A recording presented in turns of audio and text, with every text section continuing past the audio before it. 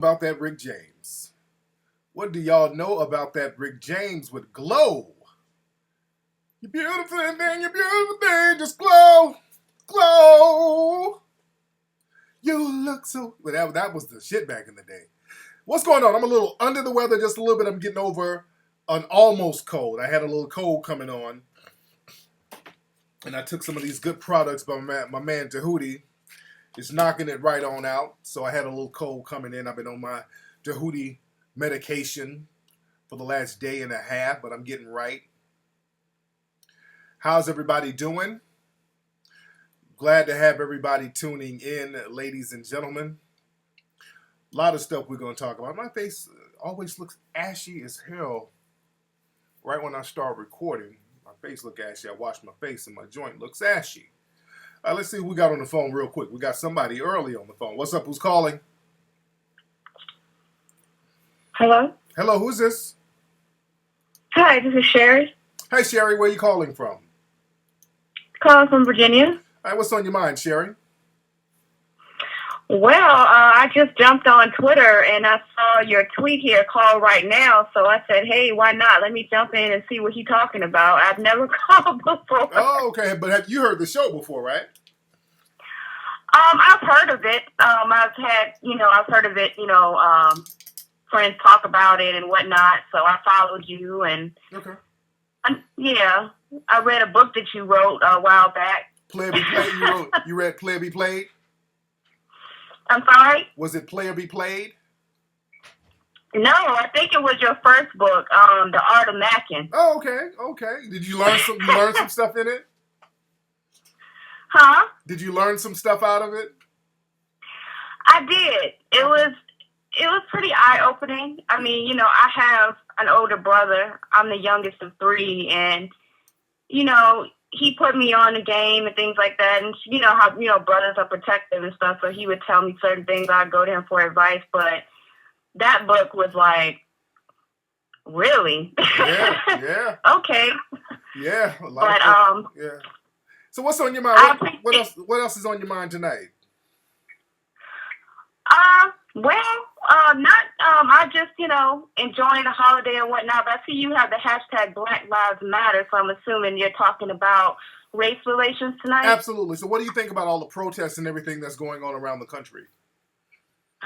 I think, in a nutshell, I think it's good. I'm glad that the nation is, people are not just our people, Black people, but all races seemingly are coming together, and want to see some change, as far as police brutality specifically. Right. So I think it's a good thing. Okay. I'm glad that it's being channeled in a positive way. Right. I definitely understand how sometimes it can get volatile because it's pent up aggression. Absolutely. And that's what you're saying is something that I want to tap on with the brothers and sisters tonight, because there are a lot of people out there protesting with Black folks and a lot of brothers and sisters out there, and there's a lot of people out there from the dominant society. They're protesting, and I want Black people to be very clear what some of these people are protesting about, because a lot of times there are some people that will shift the focus and shift what's really the issue. And they'll start talking about, well, it's the bankers that we need to get rid of, and it's the Democrats, and then they'll start making it about the Republicans, and that will confuse a lot of Black folks. And our problem, and this problem that we're having, is nothing but systematic white supremacy, and we got to stop taking our focus off that. And I want to talk to brothers and sisters about that tonight and how not to get detoured from that fact. You feel me?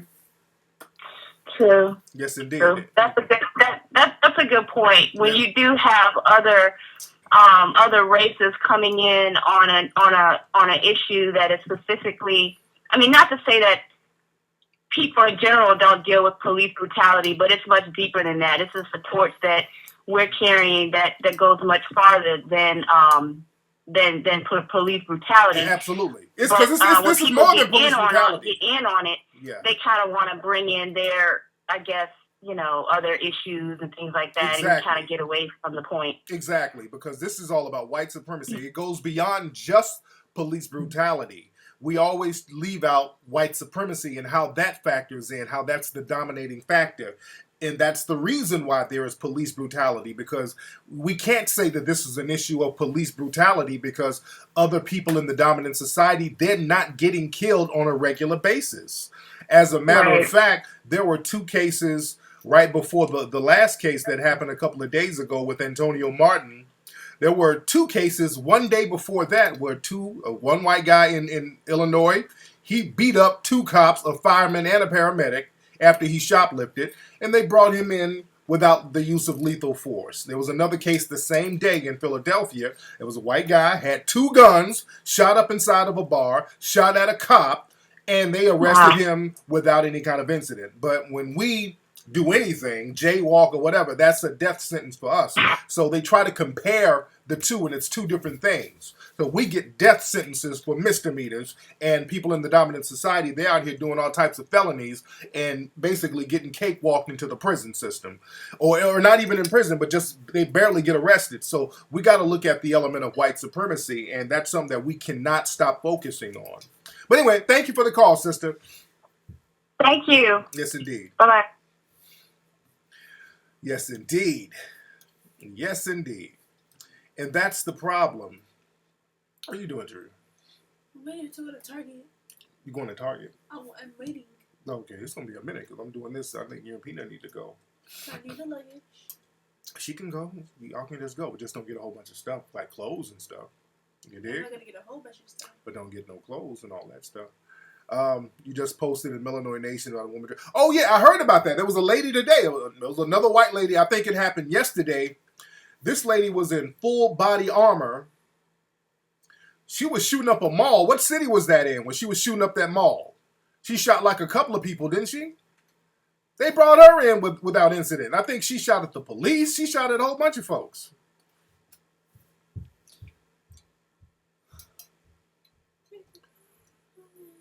So the thing is, we got to stop being detoured about what the real issue is. Because I've been debating people on Twitter all weekend. I've been showing you guys how to deal with some of these suspected white supremacists, because they'll try to say every and anything to get you to not focus on white supremacy. Push this heater up just a little bit, baby, because this... Oh, I have a face towards me. Mm-hmm. Oh, no wonder I'm cold. You hear my voice getting hoarse, sweetie? No, I don't. You sound the same. No, I don't. Yeah, like I was saying, you work at Target. How do you mac at the dime customers? This nigga, you gonna lose your damn job. Alex from Target didn't lose his job. Who didn't? Oh, that white boy? Yeah. But he wasn't macking at nobody. Somebody stuck a picture of him. Yeah, so this ain't about no police brutality, because white suspects are just simply not being brutalized. And what they'll do, these suspected white supremacists will try to make this false equivalency argument by bringing out, there's only like 2 cases recently of the use of lethal force for somebody in the dominant society. There's one dude named Dylan Taylor. The white supremacists love bringing him up. They tried to lie and say that a black police officer shot Dylan Taylor, which it wasn't. It was a white cop who shot him. They tried to say, well, he's Hispanic. He's still white. Still white. And then they'll point out this case down in Alabama where this dude was a white guy, was naked, drugged out of his mind, assaulting several people, and a black cop had to shoot him, literally in self-defense. This dude was whacked out of his mind. So those are the only cases that they can really point to try to make a false equivalency argument. And just like Neely Fuller said, in the system of white supremacy, which is a business, there's always going to be losses to the business. There's always going to be white sacrifices that the dominant society, who the white supremacists, will write off. But right now, man, these white supremacists are losing their minds, man. You got to understand, first of all, black folks, and white people too, who are trying to eradicate white supremacy, trying to rationalize with a white supremacist at this point, it's like talking to a brick wall to a certain degree. So you got to have your game tight and your words right when dealing with them. Just shut them down very quickly. Don't let them get you into a long, circular endurance debate, because that's what the white supremacists, they thrive on. They thrive on deception and deflection. The name of the game is to get you to deflect away from white supremacy. So they'll get you deflecting into black on black crime in Chicago and all this old bullshit.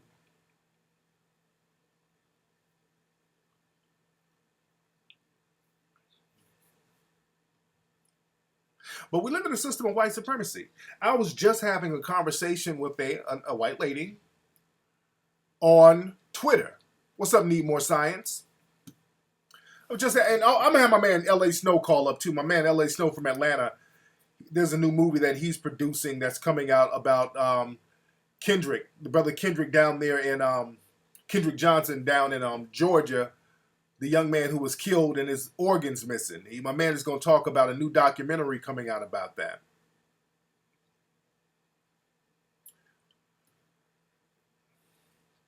But the reality is, you got two types of white supremacists, man. You got to be very careful. You got the blatant white supremacists, and most of them you see on Twitter. You look on Twitter, all of them, it's literally thousands of them with fake Twitter names, pretending to be conservatives or something like that.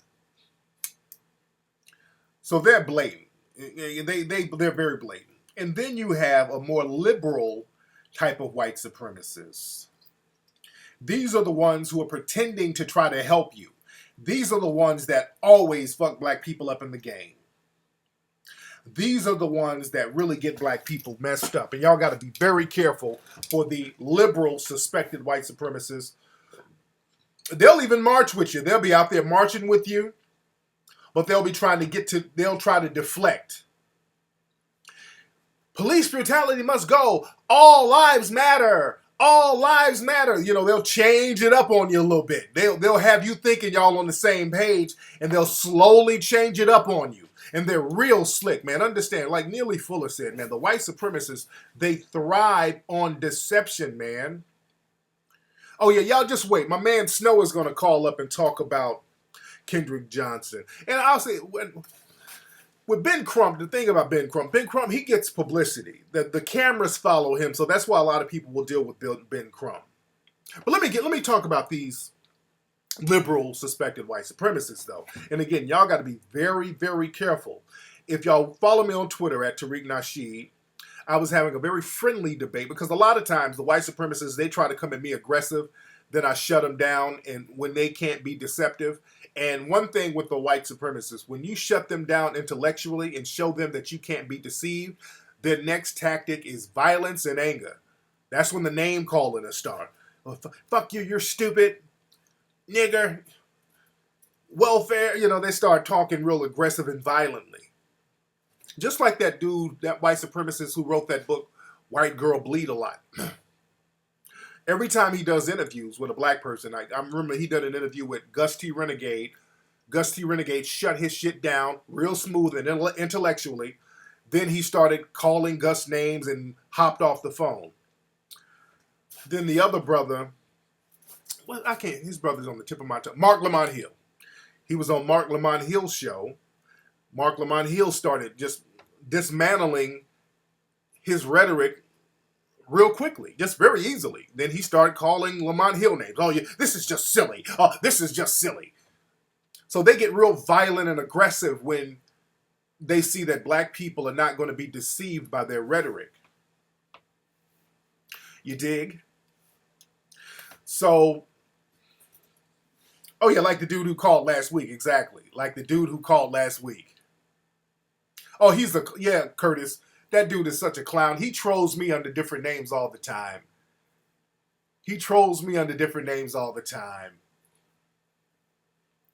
But they'll come at you just like this lady today. And I did a slight debate with her on Twitter just to show black people how slick they can be. First, she was like, yeah, you know, I'm with you. All of this has to go. The whole system should be dismantled. I said, well, ma'am, What about white supremacy? Because I always bring it back to white supremacy. Whatever they say, when they start trying to deflect into black on black crime and single mothers and drugs and all that, I say, okay, what about what about white supremacy? Just like they say, what about black on black crime? What about white supremacy? Always bring it back to white supremacy. That shit pisses them off more than anything because that shows that you're not letting them deflect. You're not letting them trick you. Well, white supremacy is not about white supremacy. Maybe if black people are just more educated and you stop listening to all that rap music and you stop sagging, then all of these bad things wouldn't be happening. Okay, that might be true. But what about white supremacy? Fuck you. What about white supremacy? Always bring it back. Don't let them deflect because that's the only problem. Everything else are sub-problems related to systematic white supremacy. Always understand that. That is the issue. And again, they'll send different...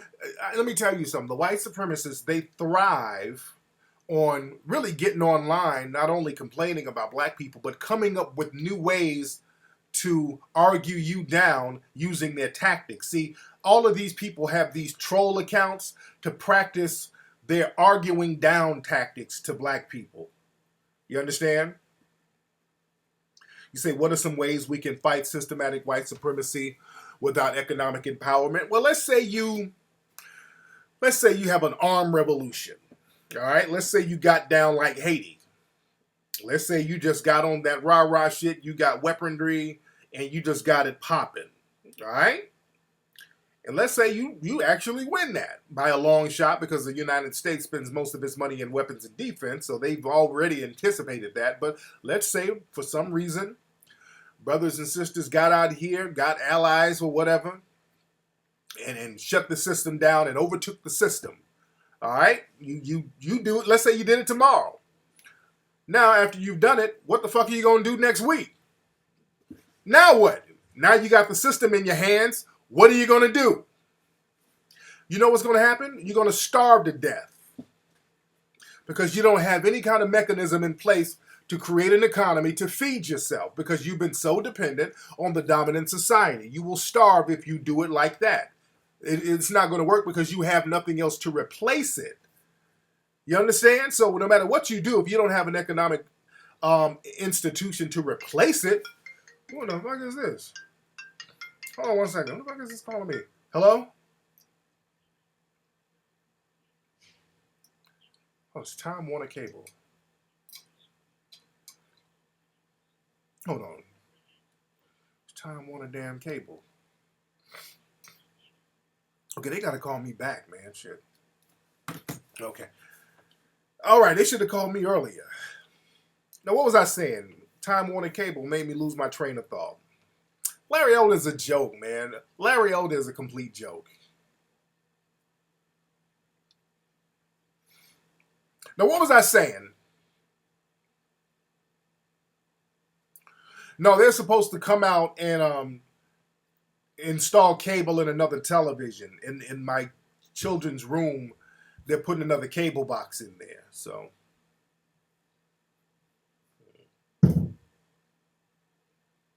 oh yeah, that's true.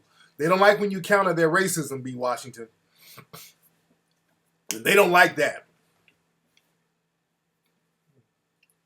Yeah, you'll be starving because you don't have an economic base.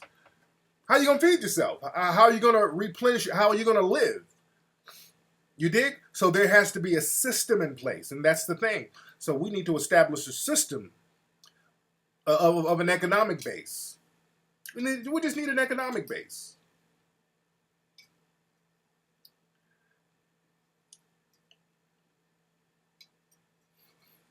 You said that kind of happened with slavery. Yeah, because after slavery, you know, they just kind of let black people go, and black people were left to their own devices. Many black people did starve. That's why many black people had to go back to the plantations to work as sharecroppers. Now, with that being said, there were some black people who did get it popping, though. There was a lot of black people who did get it popping, and that was scary because so many black people who did get it popping became good businessmen and businesswomen. So then they started flooding the United States with immigrants from Europe to kind of undermine that. And then they started creating unions to undermine black people getting jobs. So again, that's why it's important for us to have that economic base. But like I was saying, the white supremacists, their job is to deceive. They come up with ways to deceive you. And the best way to deceive black people is a way that's been working for the last 500 years, which is the missionary approach. Come at you like a friend. What's up, JD? But one way is the missionary approach. They come at you like a friend. They come at you like an ally. Hey, brother, let's work together. Let's stop the oppression. Let's fight the power. And when you step to them and start saying, hey, what are we going to do about white supremacy? That's how you can tell if they're an ally or not. Based on the answer they give you, you can tell who's an ally or not. And I want all black folks, this is the code. We're going to start coming up with codes as we speak. And I want people to write these codes down. My last podcast was talking about codes. But one code we have, family. If we get allies from other races and nationalities, the first question you ask them, what are we going to do about systematic white supremacy? If they give you any other answer that does not directly address that question of white supremacy, they are not really an ally. Understand that. I'm going to say that again. Whoever's supposed to be your ally, and if you ask them, what are we going to do to eradicate or replace the system of white supremacy with the system of justice, and they change the subject and try to deflect into anything else, well, white supremacy is not really the problem. If anything other than that is going to waste your damn time. We're going to have to make this thing real simple, all right? Let's just make it real simple here. Anything other than that is wasting your time. And they have no problem wasting your time. They have no problem wasting your time. Yeah, what's up? What are y'all doing? What's Peanut doing? I don't know. Okay. But like I said, they have no problem with wasting your time. She's supposed to be dropping off the dogs. Okay. Are you ready? Huh? Are you ready? Am I what? Are you ready for tomorrow? Mm-hmm. Mm-hmm. How long is the flight supposed to be? It's going to be like 5 to 10 hours total. What? Mm-hmm. Are we getting another plane? Yeah. Yes, 2 planes. Well, let me get a call real quick, family. What's up? Who's calling? Tariq? Hey, what's up? Who's this? Hey, what's going on, brother? This is Folk from I'm in Maryland by way of Brooklyn. There you go, folk. How you doing, fam? Hey, I'm doing great, man. I just want to thank you for all the work you're doing out here. That Hidden Colors film. Yes, sir. I don't think you know how great history's gonna look back on you for making those films, brother. Yeah, man. I appreciate the brothers and sisters, man. Real love, man. What's on your mind, brother? Well, what's on my mind is I've noticed this white supremacy since watching this Hidden Colors film and doing my research that how deep it is, and that Israel is really like the crux, the core of that whole white supremacist international system. Those people are actually Europeans over here, and they got like this farce going on that they're Jews when they're really Europeans, and they're doing the same thing with the Palestinians. Not only that, but if you looked at Marco Rubio and Ted Cruz. Let me stop you. Wait, brother. And that's another thing too, brother. Let me stop you because you sound like some of these white supremacists when they get to rolling around talking about, well, it's really the bankers and the elitists and the Jews before Israel and Palestine. Before that, there was white supremacy before that, brother. Y'all got to understand that before that, there was white supremacy. It was already established before that. So we can't, that's going to keep you all focusing on them. Brother, the people in the case of Eric Garner, the people in that grand jury and the police unions and all that allowed Eric Garner to get killed on camera, it ain't got nothing to do with no damn Israel. Do you think it has anything to do with Israel? No. And All I right, agree that's with what you. I'm. I'm just That's what saying I'm it's saying, a brother. large. So that's what I'm saying. Trying to point to one specific place and saying that is white supremacy. No, brother, that's you're losing focus, and we got to stop being focused here. White supremacy is a global system where several people are involved. Certain groups might be a part of other groups, but just to label, okay, that group is responsible for white supremacy, that's where you're going to lose, man. When you start thinking like that, you're going to lose. It's a global system where millions of people, not all white people, but millions of people have a Right. code. The code is the leadership. White supremacy is a religion. And black folks are going to have to understand that, man. Anyway, man, thank you for the call, brother. Because this brother's about to go into some long conspiracy theory, some old Alex Jones bullshit. And we waste time on that. And black folk, that's another. This brother just proved my point. Black folks start falling for these damn Alex Jones ass conspiracy theories, man. Oh, bruh. Dude. It was. White supremacy has been around before Israel. Yeah, he thinks like white supremacy is it's headed in Israel. No. That ain't nothing but white supremacist talk. This is the lady today was trying to run that bullshit on me. This lady on Twitter was trying to run the same bullshit on me. You know what it really is? You know, Obama, the Obama to Palestine. You know, it's the Israel and the Jews. You know, Obamacare and Al Sharpton and those people. Blah, blah, blah. You know what it really is? There's no white supremacy. White supremacy is the Jews, okay? Palestine. Blah, blah, blah, blah. That's that Alex Jones shit. Obamacare and the Trilateral Commission. You know what it is? It's the Bilderberger Group and the elitists and the Rockefellers and the Jews. It's the Rockefellers. Stop it. Man. Oh, man. Black people, please stop letting these white supremacists distract you. This is what I'm saying. This is what I'm saying. This is what I'm saying. Don't let these white supremacists distract you, man. Because black folks do not like to deal with reality. The reality is the person that you see every day at your job could be a white supremacist. It's not some shadowy organization.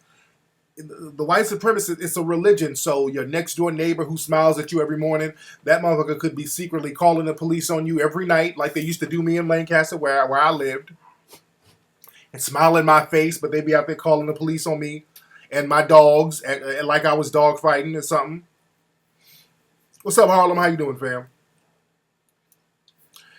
But earlier, the lady I was debating on Twitter, she was saying the same thing. Well, Tariq, you know, I think that it's really the bankers, Tariq. That's the real issue. We need to be going after the bankers and replacing the bankers. They're the real problem. I said, well, ma'am, I don't think the bankers are the problem. White supremacy was around before the bankers, ma'am. As a matter of fact, most of the modern banks we know now were founded because of slavery. The slave trade, the enslavement of African people, created the capital to create the banking system that we now know today. Most of the banks that are here now, like Wachovia and some of these other ones, can be directly traced back to the slave trade. So white supremacy was around before the modern banks that we have now, ma'am. So if we got rid of the bankers, we would still have white supremacy, ma'am. Then she changed it up. Well, yeah, you know, I know white supremacy is bad, but we got, you know, the real problem is the elitist. Oh, yeah, J.P. Morgan Chase, I already know. J.P. Morgan Chase. Because, see, sometimes these people, that's why stay on top of your game so you can shut them down, man, because they thrive on black folks who are gullible. They love a gullible-ass black person. Then they were like, well, it's the elitist. It's the elitist. They control all of us. They just want to divide and conquer all of us. I said, well, ma'am, Who are these elitists? Are there black elitists? Well, these elitists are white supremacists too. They are not the white supremacists, but they are white supremacists too. And, ma'am, if these elitists are targeting all of us, why aren't all of you getting shot and killed while you're unarmed by police every week? Why are you all not getting funneled into the prison system? See, all of us are not getting punished by these elitists. So I can't really buy your theory that all of us are getting punished, ma'am. What about white supremacy? I'll bring it right back to white supremacy. Then they try to switch it up. Well, it's the corporations. It's really the corporations. I want her to call up. I wish she would call up. Oh, it's the corporations. They're the ones who promote all of this division. I said, man, what did the corporations have anything to do with Eric Garner getting killed? I mean, what's this corporation stuff? What does that have to do with black people being harmed out here? They can never give answers, so they keep changing it up. What's up? Who's calling? Hello? What's up? Who's calling? No, this is Red. Az, you told me to call in? Okay, now who's this? Wait, are you the lady that I was... Savant? Yeah. Okay. I finally got through. Okay, so this is the lady I'm talking about. This is the lady. This is the... Synchronicity. That's how angels work. Yes, indeed. Now, this is a lady on Twitter. Now, ma'am, now, when I was talking to you earlier, we were talking about the problem that's going on, all of these protests and all the things that's going on in society. And I submit to you that it is systematic white supremacy. Am I correct, ma'am? Yeah. White supremacy is a systematic problem. Right. Correct. Okay. It's not the whole problem, was what I was trying to point out. Okay. And I submit that it is the whole problem because everything else is a direct symptom of white supremacy. But what do you think it is if it's not the whole problem? Well, if you actually take it back to actually who's doing the suppressing, okay, they may be white or they may be something completely else. And now who's doing the suppressing? We don't know that yet. Okay. Well, I know. You know what the 13 families are? They're like let's use the Illuminati term. But yeah, it does exist. Are they white? Yeah, they're white. Do they suppress? Yes, they suppress on purpose. They use it as a tool to keep the people suppressed, oppressed, fighting each other so that the elite can stay in power. As long as we fight amongst ourselves and keep it, the black-white issue and people, that whole issue, if we keep it at that level, I mean, if you study Machiavellian strategy and how they've done it for so many thousands of years, first thing they do is divide the people, enslave a person. And then, I mean, these guys have been doing it for thousands of years. Now it's like they use it, okay, well, we've been dividing them for the last 500 years. They're going to fight each other like hell. If you notice the media, the mainstream media, it's owned by 6 corporations. And if you watch it as the scientific, as the observer experiment, and just stand back out of the emotion of everything that's going on, as hard as that is, you can see how they're trying to pit everybody against each other. So if you have a media system and everything we've been taught for the last, hundreds of years is all BS. Okay, now let me all right, let me interject. Now you can start to see how it's being used as a tool. Okay, now you say the problem is that people are being used to be pitted against each other. But the problem is, this is beyond being pitted against each other. There's one group of people that's being dominated and systematically mistreated. That's that's a different thing between being pitted against each other. We are being mistreated based on race. You understand that? Exactly.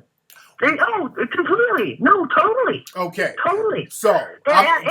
Study what these people do. For as long as I have, that is what they use. Okay? And it's a whole psychological factor that once you oppress a people, okay, I mean, there's a whole. But we got to stop because victimization wait, thing. we got to stop for a minute because see now again you got to be very clear. Black people have systematically been misused. Now, Oh, yeah. now, It's but all Native wait. Now you're saying that it's the 13th family that's doing it, but it's not the 13th family. They're white supremacists, millions of them all around the United States that are doing it, who don't know anything about no 13 families. They're doing it because they want to do it. Is that a problem? True. And that's why, okay, so that's why and how it's used as a tool so that, okay, so. Wait, stop, wait. Okay, wait, you got to be very clear, sister. You got to be very clear. Right. I'm trying. I'm trying. How are these 13 families making white supremacists around the country mistreat black people? How do they do that? It's a long process of assimilation. It only takes 5 generations for any group of people. If you study the psychological experience, you do this to one person, they learn, okay, don't do that, and then by 5 generations, you got white supremacists all running around and breeding all over the place. Yeah, so it is a huge problem. And all I'm trying to say is just look at it from the observer perspective and ask, okay, who is benefiting from this? The individual white supremacists. Is it all the white people? No. It's a small, very small group that use it to control and dominate the whole world. Look what they're doing in Palestine. It's the same thing you guys are going through. Look what they did to Native Americans. It's the same thing you guys are going through. It's a pattern. Okay? I'm weird. I have this brain that sees things. I've been doing this for a long time, and it's like, ma'am, that's not. We're talking about what's happening with us now, and why is it happening, and why are the white supremacists continuing to do it, and what we can do to stop them. So, what do we need to do to stop the white supremacists from practicing white supremacy, which is a system of injustice against black people in America who are innocent and unarmed? What should be done to the white supremacists, or what should be done to protect black people? Well, what the bankers fear the most is that we all get together, the people that understand that there is this problem, and there's a lot of us. There's the Occupy group, there's the Native American groups, there's all the black people now, there's the Puerto Ricans, they're doing it all over the world. Okay? They're afraid of us getting together and saying, oh, okay, you guys instituted this shit? Excuse my French, I'm sorry. No problem. I'm sorry. You guys instituted this? Let's kick them off the planet, okay? Let's go after the root of the problem, the people who set up the system, and that is the 13 families. So, okay, how did the 13 families get inside the grand jury room to allow Eric Garner to get killed by a white police officer? I just want to know the correlation between the 13 families and that grand jury for allowing that to happen. How did the 13 families allow that? Well, how did they do that? That's a system of assimilation. Those people in the grand jury, they were racist, and if you actually watch that whole thing, they weren't given all the proper information. Oh, okay. So the 13 families, so I get it. The 13 families make people racist. It's watered down. It's like wait. So the 13 families assimilate people into being racist, right? Yeah. That's their biggest tool. But divide and conquer, Machiavellian strategy 101. But if you can be made to be a racist, you can made to not be a racist. Why don't they just stop being racist? Are you saying that all of these millions of white supremacists around the country just can't wake up and say, hey, what I'm doing is wrong? It's culturally, it's taught. Have you seen the picture of the little black boy and the little black girl that's like, racism isn't learned, it's taught. They did studies. Let me tell you about a study that they did in Palestine. I already know. You're preaching to the choir. The Israeli kids are now standing up for the Palestinians. You're preaching to the choir. I know, sister. Wait. Okay, I know. I don't want to go just to veer off in that. I'm very familiar with that. I know. We have a culture of white supremacy where black people are just marginalized in this country. We have a I understand that. That's the system. Okay, let's get over that. No, whoa. We get over it. How are we going to get over us getting killed in the street? That's what we're trying to do, right? We want to get over this stuff. We want a better world for everybody, don't we? Well, how do I get over it? I'm the color that's getting shot by cops legally. So how are we? Yeah, I know. Yeah, well, how do I get over that? Well, my name is Angel Savant, so it's like angel protection around you for the rest of your life. You're sweet. Don't worry about it, okay? Did you go to the biblical thing? No, this is a process we're all going through. Did she go to the biblical? And we need to get over that. We need to, I mean, right now everything's being identified and all the stories are coming up and da-da-da-da-da-da-da-da-da-da. And yes, it exists and it's an institution. Okay, so who runs the institution? Okay. I mean, it's like, there's all different types of things where you can hit the system to make changes, little changes that, like I said, ma'am, you're just throwing out a bunch of slogans and catchphrases right now. Black people are being killed in the streets legally. Black people are being unjustly funneled into the prison system. What should we do to eradicate white supremacy?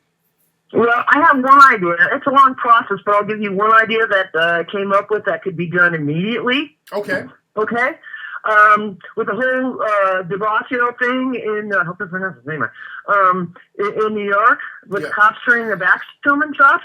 Okay, now, if you followed the Occupy movement, if you saw any of the beautiful general assemblies that I had, call a general assembly of the people, call it a protest, whatever you want, invite him to speak. Get him on your side as the side of the people and show the cops that it's like, okay, let me see, what was it? 73% of the people voted and support de Blasio. Okay, so if you got, 20% of those people to show up at a general assembly, invite him as a speaker, show the cops, I stand with the people. Who do you stand for? Maybe you can start a process to get them all fired. I mean, hit them where it hurts, yes.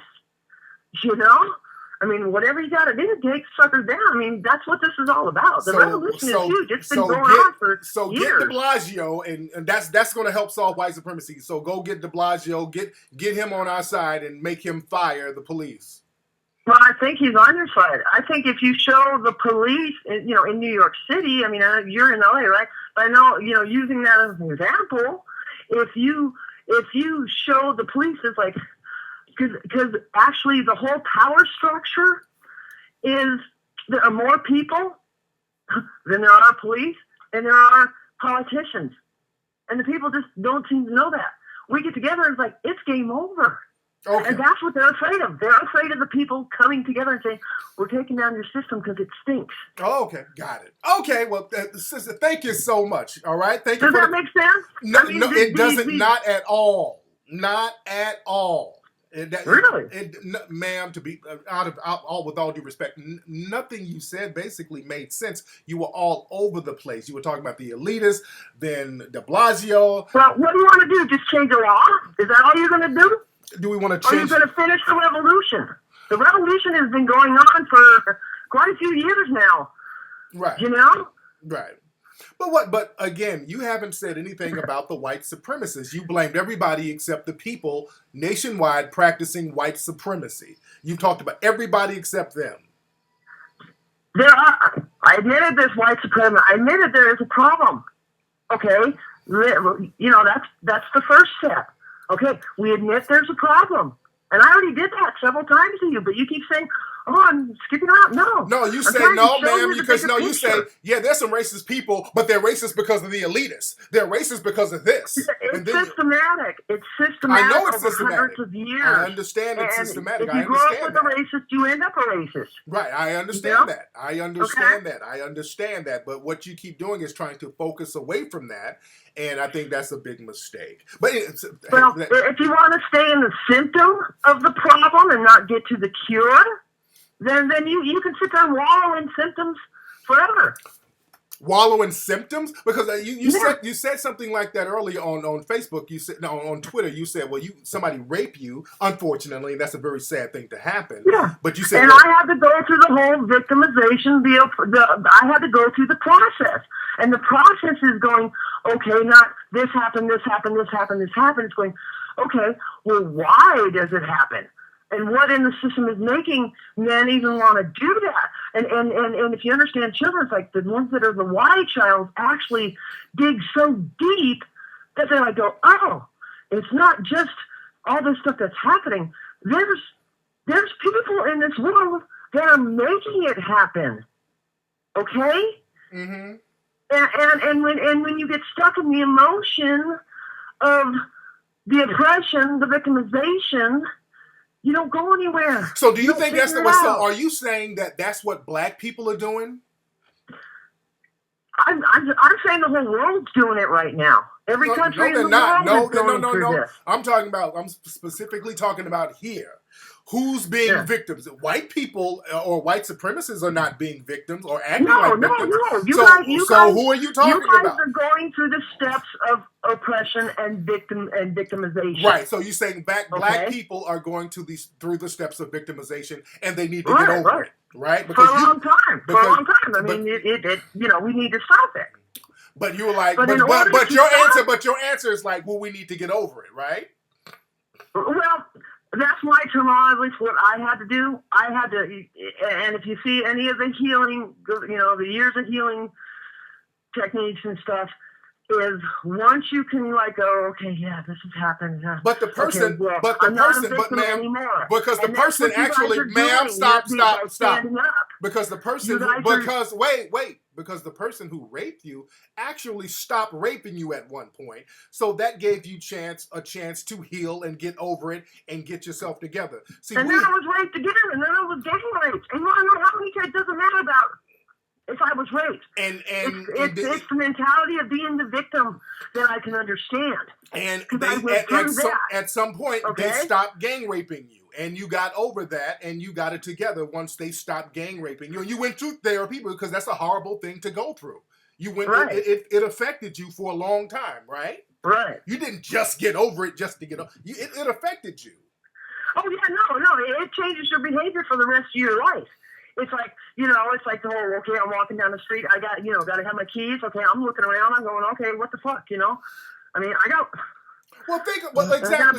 So when you look at wait. So when you look at the situation here, black people have been through 400 years of systematic psychological rape, and it hasn't stopped. Exactly. It hasn't stopped. The rapist, meaning the victimizer, the white supremacist, they still have their pants down at their ankles. So the rape hasn't stopped with us. So we can't just get over it. I know. You understand? And I'm just trying to give you a clue on how to stop the rape.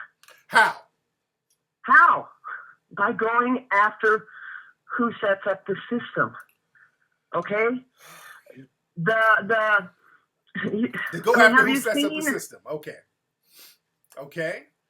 And you keep talking about the elitists, but white supremacy has been around before these elitist organizations, ma'am.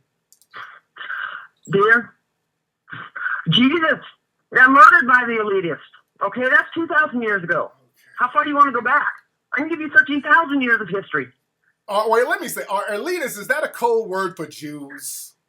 Is what? Is the what a code word? Elitist, is that your code word for Jews? Because you can call them banksters, you can call them Lizzies, you can call them whatever you want. But there's a small Is that a code word for Jews, ma'am? Huh? Pardon, I'm sorry. Are you using that elitists and the Illuminati, and are these little code words for Jews? The Zionists are part of it. Ma'am, but the Jews, if you study Zionists, it goes back to the Khazars, okay, which is, we're in part of Egypt, or no, what's the thing? I forget. Anyway, and even the Jewish, if you see, the Jewish rabbis have been coming out and saying, I'm sorry, but Zionism isn't Judaism. In Judaism, there is no state of Israel. God says you can't have it. So Okay? it's the Jewish so people. You really have to be aware So Jewish Jewish people are responsible for white supremacy. Where'd you get that? You! What do you mean, where'd I get it? That's what you've been saying. The Zionists are actually the puppets of even a higher level. You know there's 38 levels of secrecy above any sitting president? So Obama can't really do nothing until the people do rise up. This is what I'm saying, how they are so deflective, deceptive with the words. Ma'am, you've been saying that the elitists, they're the problem. They made white supremacy. If you want to just blame it on the white supremacies, go ahead. Okay. If you don't want to see the different levels that are at play in this world, okay, and how all the white supremacists, all the KKK idiots in the South, and because the white supremacists don't like Jewish people. That's the thing. The white supremacists don't even like Jewish people. So how are they influenced by people they don't like, ma'am? But I didn't catch the white supremacists, especially the white extremists, like the Klan and the skinheads. These are the white extremists. They don't even like the Jewish community. So how are they influenced by a community of people they don't like? There's different factions of racism, dear. Okay? Total different factions. Okay. There's so many levels. There's so many levels. And like I said in one of my tweets, I've been studying this for 46 years, since 68, when my grandpa told me something. You know, and it's deep. You know the whole thing about the rabbit hole, take the red pill? I've been taking it since 1968. You've taken a red pill tonight. Yes, you have. I believe that. Yes, I believe that. Anyway, thank you for the call, dear. Thank you. Okay, that's enough. So, family, as you see, this is why you always got to stay focused on white supremacy, and you watch these so-called allies that you have. The brother who called up, he was on that same shit she was on. Y'all saw that? That brother who called up before her was on that same shit she was talking. That brother sits up and listens to people like this, and when you start picking these people apart, their conversation goes to shit. As you see, trying to get these people to acknowledge white supremacy and admit to it, they are all over the place.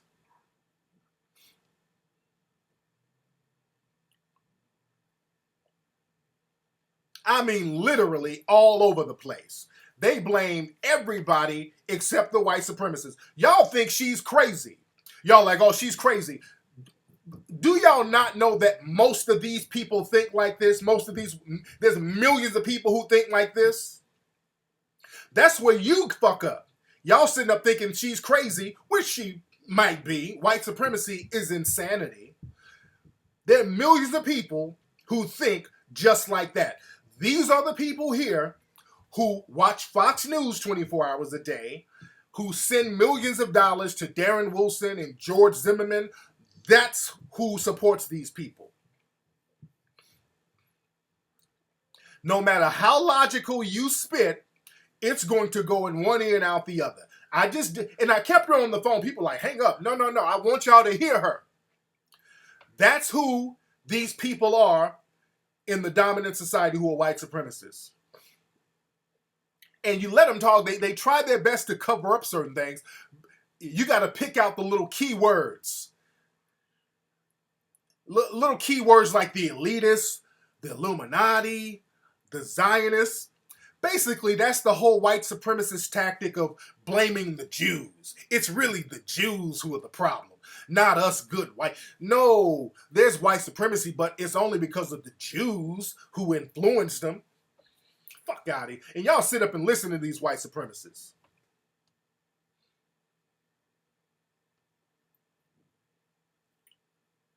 And she swears she's deep. She swears she's deep. These are the people who sit up. Y'all think she's crazy, but do you understand? This is what's out here. There's millions of people like her. These are the people.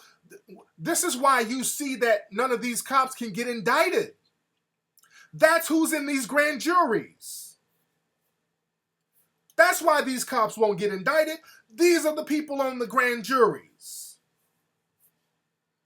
Y'all try to dismiss these people. That's what's out there. I have conversations like this all the time. At least she tried to stick in there. See, the thing, what the white supremacists, they have 3 tactics. When you start hitting the white supremacists with facts, irrefutable facts, number 1, they just shut down, disappear, and hide. That's number 1. Number 2, they'll start name calling and start talking about what about black on black crime and all that stupid shit. Then the third thing they do is what she does. Start babbling and deflecting about bullshit. They will deflect and babble.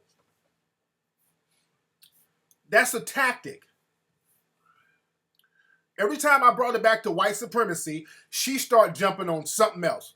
Yeah, white supremacy exists, but, it's the Zionists because, the same thing happening in Palestine, in Israel, and, ma'am, but what about white supremacy here? Yeah, I understand that, but it's really the elitists. They're doing it, and the Illuminati, and the media. Ma'am, what about white supremacy? Well, in the Bible, Jesus was, the elitists got Jesus. Ma'am, what do we do about white supremacy? Well, there are angels, and if you pray, and your root chakras, and I already know what she's going to say. I already know. It's like, we need to get over it. We need to pray. We need to wait on the angels. The same bullshit they told black folks on plantations. These are the people that's out there marching with you too, by the way, family. These are a lot of the people that's out there marching at these protests with you, by the way, family. Deflection, deflection, deflection. Let me get some calls. What's up? Who's calling? Kevin. Hey, what's up? Who's this? Kevin. Hey, Kevin, where you calling from? Yo, I wanted to talk about that lady, yo. Now, what'd you think, brother? What'd you think about what she had to say? Yo, she's on that Alex Jones stuff, yo. Yeah. Like, real talk. Yeah. Like, because Alex Jones, I be seeing he be flip-flopping. 1 minute, he'd be like saying, oh, it's the government. We should defend our rights. We should fight back, with guns. Until that moment, that cop, those 2 cops in New York got slain. Yeah. Yeah. Now they say, oh, we should not kill cops, and they try to show like this statistics. Oh, black people, kill each other at a faster rate. One of his British guys, I don't even know why he has a British guy talking about issues. But Alex Jones will hop right back into his white supremacy bag so fast. He gets to talking that crazy shit about black folks at the drop of a hat. So it goes beyond all the government, and the Trilateral Commission. It goes way beyond all that. Oh, man. But hey, let me get some more calls. Thank you for the call, brother. Man. You just let these suspected white supremacists talk, man. What's up? Who's calling? Yeah, Tariq. What's up? Josh. I'm calling from Canada. Josh, how you doing, family? I'm good. I just about that white lady on the phone. Yes. The stuff she was saying, I was like, man, you know what? If black people, they do everything in their power to make us not focus on money. Yes. And, that's important. Like, because I have a lot of Jewish friends I go to school with because I'm a finance student. Yeah. And let me tell you this much. They eat, sleep, and drink money. Like, their religion is money. Mm-hmm. And we need to be the same way. We need to drop white Jesus and drop the Bible, drop all that bullshit, focus on the financial markets, get our money up, and just go to war with them. Because there's no other way you can get justice when somebody's continually shooting you at your head for 500 years. You got to fight back at some point. There you go, man. Thanks for the call, fam. No problem. Oh, man. Oh, yeah, Mark Dice, he's another little white supremacist, too. He's another little white supremacist. He says a lot of little slick shit. But, man, they will try to get you to focus on everything except systematic white supremacy. They will blame everything, dude, and get to talking in circles. And black folks, y'all fall for these conspiracy theories they got you in. I know when I was over in Holland talking to black folks, about, systematic white supremacy and all of that. A few folks wanted to get me to start talking about the Illuminati and all that stuff. And let me say that I don't get too deep in that. I got some pay-per-view specials that breaks that down. Because, yeah, they're real organizations and all that, but dude, you can't even deal with the police union. So what you even talking about the Illuminati is a waste of time. If y'all can't even deal with your local police union, what are we talking about the Illuminati for? And the police unions are whooping your ass, and you don't have your economic game together to deal with them. I'm not here to sit up and talk about things that are impractical. You can get your economic game together and handle situations that are practical to you every day. If I tell you about the Illuminati, all right, what the fuck you gonna do about it? That's my thing. So we got to start taking care of A and B before we worry about C and D. Black folks want to start talking about everything under the sun except what they need to do immediately. That's why I always get on cats' cases when they talk about what I don't say in Hidden Color. In Hidden Color, you didn't say nothing about gay. How come you didn't give props to the gay community? Okay, if I said something about the gay community, whatever, what you gonna do? What are you going to do? I got a whole bunch of pay-per-view specials talking about the Illuminati, Secret great specials on that. But again, we got to start focusing on our immediate situation right now. We're getting shot in the damn streets every damn 28 hours, it seems. So we got to get into a situation where we can take care of ourselves as far as that. What's up? Who's calling? Hello. Tariq, listen, quick question. Yes. Given that we have a black president in office, I want to know, to what do you think Obama cares about black people? And whatever your answer to that question is, why do you say that? Oh, okay. That's my question. Thank you. Thank you for the call. To be honest, I really don't. To be honest, I don't. I'm going to be very honest. I don't think Barack Obama gives two shits about black people in America. I really don't, to be quite honest. And if he did, he's, I would say, too afraid to say anything about the situation with black people in America. Barack Obama can't even say the words black people. He has to say stuff like people of color, minorities. He has to talk in code because there's a benign neglect policy where you're not supposed to mention black people. That's a policy that came into play in the early 1970s under the Nixon administration, where you're not supposed to even mention black people publicly so it doesn't go on record. We're supposed to just not exist as a group anymore, but we are marginalized. But at this point, Barack Obama, we've been abandoned totally by President Obama. And a lot of black folks, I think that's very hard for them to fathom. But we've been totally abandoned by Barack Obama. When you have a group of people who are systematically and legally being murdered every 48 hours, and you have a president that will not say anything about that, that's going on. That's almost to the point that makes you think, was he put in office for this to happen? For him to have that blatant indifference. It's like a blatant indifference. But the president, because some people will say, well, he shouldn't have to say anything about black people. He's the president of the United States, not just black United States. Well, the president has said things specifically for the Hispanic community, specifically for the gay community, specifically for other communities. And I understand a lot of these people raise money for his campaign.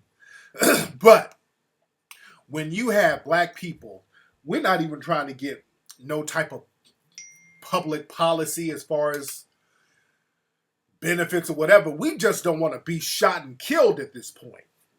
We're at that level. Hold on. Okay, hold on. Why is Peanut texting me? I'm doing my show. Okay. Okay. What was I saying? Are people texting me? Yeah, we're in here heavy. Yeah, man. We got hope, all right. And that's what they give. That's what you give to slaves. Because slavery never ended. Slavery was just refined. But you always give slaves hope so they don't rebel. You always let them know there's hope somewhere. We'll let you off a few days. We'll give you some kind of hope so you don't totally rebel. What's up? Who's calling? Yo, what's up, Tariq? This is Mike from Toronto speaking. Hey, Mike, how you doing, brother?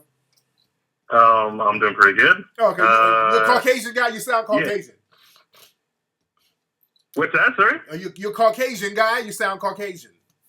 No, you know what? I'm not. I'm a black male. I'm a mixed race black male. I'm a black male with a white parent. Oh, okay. And I grew up with white people pretty much. Oh, okay. And yeah. I can hear it. And there you go. So what's on your mind? Yeah. What's on your mind? Sorry, I just wanted to call because I wanted to speak about that caller that called in, the lady you were talking about. Yeah. Talking to. Yeah. And I was just I had a bunch of things run through my head, but like one thing I was thinking in particular is like, you know, this lady is invested in all these like names and place names like Israel and the Bilderbergs and like all these groups that we really don't have any connection to.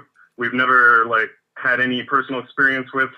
Right. And in a way, it seems like this like it's just like a big fantasy, like it's this elaborate fantasy that like people kind of enjoy like riling themselves up about. But meanwhile, they're ignoring the fact that you know, and I'm you know, my half my family's white, so if anyone has a motivation for people to get along, you know, it would be me, right? Yeah. But I want to say that being said, like you can't ignore the huge motivation for white people and the amount of it's just, what was I going to say? I was going to say you can't ignore the disparity in wealth, and you can't ignore that white people basically they get so much off of white supremacy. They get so much off of it. Okay. And black people are being. I'm sorry, I have better words for it, but okay. There you go. Hey, thanks for the call, brother. This brother, he's kind of rambling, right? Okay. When y'all call up, man, y'all get to rambling and all that. Come on now, Debbie. Where's that? There's a white lady named Debbie who's been trolling me on Twitter for the last couple of days. This is the white lady. Debbie, I know you're watching. Debbie, this is the lady who said she has black kids, I think. She says she has black kids that she adopted. I talked about her on my show. Now, Debbie, if you're watching, call up. If you're watching, Debbie, call up. Okay, yeah. When y'all call up, man, y'all get to rambling and all that shit. Yeah, I want Debbie to call up. She's on here talking about black lives. She put up a meme, and this is the lady who said that she adopted some black kids or whatever. She was like, if Black Lives Matter, why no abortion clinic protests? Now, I would love for her to call up with that. Because that's another talking point with the white supremacists. They're talking about the black abortion rate. That's another deflection topic. I want one of them to call up and hit me up with that whole talking point. But again, let's see who we got here. What's up? Who's calling? Hello? What's up? Who's calling? This is Ron. Ron, where you calling from? I'm calling from Sacramento, California. What's going on? What's on your mind, Ron? Real fast. Yeah, I just want to talk to you, man, because I really appreciate you and all your movements and everything. And because of you, I really understand white supremacy. And it's not sheep riders and the Nazis and unknown people. It's the people who think that they're just better than you just because they're white. Absolutely. They think they can educate you just because they're white. Absolutely. And I tell people that all the time. Thank you for the call. A lot of people think, well, is that the Klan? No, it ain't the Klan. It's just any person who believes that they should get benefits, privileges, and they're simply better and should be in a better position simply because they're white. And I like Ron. Ron got to the point. What's up? Who's calling? Hey, how you doing, Tariq? This is Urban calling from Santa Clarita. Hey, Urban, how you doing, fam? Hey, man, doing great, man. Just got off work, about to head home. There you go. There you go. Watch out for that traffic. Well, traffic shouldn't be too bad right now. Oh, yeah, I know. What kind of work you do, brother? Oh, right now I'm just working seasonal over here at the Macy's store. Okay. But my real hustle was actually teaching martial arts and fitness, so I just need me a little cash flow so I can invest in that. Yes, indeed. Yes, indeed. So what you do at the mall? You work at the Nordstrom's counter? What do you do at the mall, bro? Oh man, I sell women's shoes. Oh, there you go. There you go. So, All right, so what's on your that's mind? year-round paycheck. Yes, indeed. it's like Christmas every day over there. Yes, indeed. Yes, indeed. So what's on your mind, man? So, hey, you know, I was watching your Facebook post, and I see you guys are talking about the demonstrations and all the stuff that's going on right now. And I just wanted to put my 2 cents in, because there's some things out there that I'm not sure people may or may not be aware of. But what I'm seeing right now from the side of the white supremacists is I'm seeing what I call the war by association.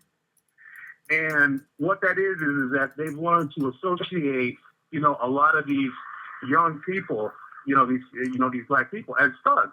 Right. And the same way they associate Muslims with terrorists. Right. And that's what I'm seeing now, because I'm seeing it all over Facebook. I'm hearing people talk about it, you know, in places. And I'm just thinking that this is, like you said before in some of your videos and some of your shows, you know, you're dealing with cowards, and none of these people really want to fight this war on their own. Right. So they're kind of manipulating the public into thinking that, okay, see, if you see a black person, that's a thug. You know, you got to kill him, you got to shoot him, you got to do whatever it is you have to do. Absolutely. And I'm finding too that the other part of it is that this is not even an old tactic. You know what I'm saying? They've always done that. Yeah, they've always done that. Excuse me, a new tactic. Excuse me. This is in fact an old tactic. And what I was going to say was that they used this during the Nazi era in Germany. Absolutely. Because you know, everybody thinks that Hitler was this great orator who could move crowds and manipulate people and to make them do what they wanted to do. But he was none of those things. That's all a myth conjugated up by white supremacists to give them an excuse of why they did what they did. Absolutely. None of that was true. What actually happened was that he found a way to associate Jews with communism. And the fascists, they hated communism. Right. You know, I mean, and you know how much they hated communism. You can see what they did. And it started with the Jews, and then it turned into, you know, blacks. It turned into mentally handicapped and things like that. And now I'm seeing, like, you know, when they got these white people who shoot up schools and shoot all these little kids, you know, they're saying, oh, well, he had a mental illness. So now people are associating mental illness with some type of, you know, mass murderer. You know what I'm saying? And Muslims as being terrorists, and now blacks being thugs. And, you know, this war is being waged, you know, subliminally. And this is really how Nazi Germany got started. So I wanted to, you know, come in and actually, you know, tell some of your listeners who may or may not be aware of this, that, you know, this is what's going on, and this is how things are going to build up to what we saw in Nazi Germany, you know, if we don't nip it in the bud right away. Real talk. You know what I mean? Thank you for the call, brother. And that's real talk, man. A lot of this propaganda that we see, when we see this type of propaganda, this is getting into that Nazi Germany style nonsense, man. When we see such negative propaganda about one particular race of people all day, every day, and black people are just getting killed in the streets almost every other day, and it's being justified. And we're talking about black children are getting killed, and black women are getting choked out, and it's like blatant. So black folks got to get very serious about what's going on out here, and not let these suspected white supremacists try to get you off focus. Excuse me. What's up? Who's calling? Hello? Yes, my name's Mel from North Carolina. Hey, what's up, Mel? How you doing, fam? I'm good, about you?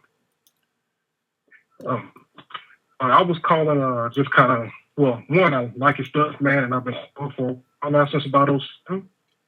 You do what now? But I've been listening to your stuff for a while, since about 07. Okay, well, okay, cool. So what's on your mind? What's on your mind? I was listening. I just tuned in when you were talking to the white lady. Yes. And I kind of see the connection between what you had to say and what she was saying. But she didn't want to make the connection that the elite she was talking about, just white folks. But, well, rich whites anyway. But that's still, you know, an issue we really need to worry about right away. We just need to be kind of concerned on the ground there. Okay, brother. Thanks for the call, brother. Shit, man. I don't know what this brother's talking about. Y'all got to be coherent when y'all call up, man. This lady's trolling on Twitter named Debbie, and she keeps trying to troll, but I'm not going to allow her to troll on Twitter. I just gave her the number and told her to call up, but I actually blocked her because I'm not going to let people coward out. That's just, you be a coward on your own. The phone lines are wide open. I don't play that coward bullshit. If you're going to call up and say something or you got something to say what you got to say. If you got something to say what you got to say. But all that trolling and saying little slick shit on the internet, but then you can't back it up. No, that's coward little white supremacist stuff. And no, I don't allow that to waste time. What's up? Who's calling? Hey, Tariq. This is Chris from New York. How are you? How you doing, Chris? Yes, Chris. Hey, Tariq, quick question. Do you think that white Europeans, on average, are more friendlier and less racist to blacks as opposed to white Americans? Because I kind of noticed that white Europeans are like more open and friendly. Yeah, because they are xenophobic. They are because let me explain. They are because there are less black people there, but the system of white supremacy is still there because the police will still brutalize black people in some of these European countries. They still go through it. Over in England, black folks still go through it with police. Over in Holland, they get disproportionately targeted by police over there too if you're black. So the system still has people subjugated based on race. It's not as pronounced as over here because there are more black people intertwined in society here. And there's a longer history of white supremacy here. But over there, it's definitely there. In some cases, not as pronounced, but don't let that fool you. Because once you start getting in positions of power, that's when you start to see white supremacy pop off. When you're impoverished and you're subjugated totally, for the most part, the white supremacists, they ain't got no problem with you. But when you start getting something, competing for jobs, competing economically, that's when they have an issue with you. So we got to look at it from that standpoint. But thank you for the call, brother. Thank you. Yes, indeed. Yes, indeed. Do not fall for the tricks of white supremacy, ladies and gentlemen. White supremacy is definitely global. White supremacy is definitely global. Yeah, that say Debbie's a fat lady name. Hilarious. I told Debbie to call me. She's like, oh, no, I don't want to get ambushed. Well, how are you going to get ambushed by one person? See, the white supremacists are very cowardly. And this is the woman who has black kids that she so-called adopted. What's up? Who's calling? Hello? What's up? Who's calling? All right, hey, brother. What's up, Tariq? Okay, okay, too late, brother. I'm giving y'all asses a couple of seconds. What's up? Who's calling? Yo, Tariq, this is Devon Kelly from Lincoln, Nebraska. Hey, man, how you doing? What's on your mind, brother? Hey, man, I just had to bounce something up off you. I've been trying to educate myself through watching your videos, Hidden Colors, and I also got on to Dr. Claude Anderson and Umar Johnson through you. Yes. So I wanted to thank you for all that you do. Yes, indeed. Much respect. Number one. Much respect.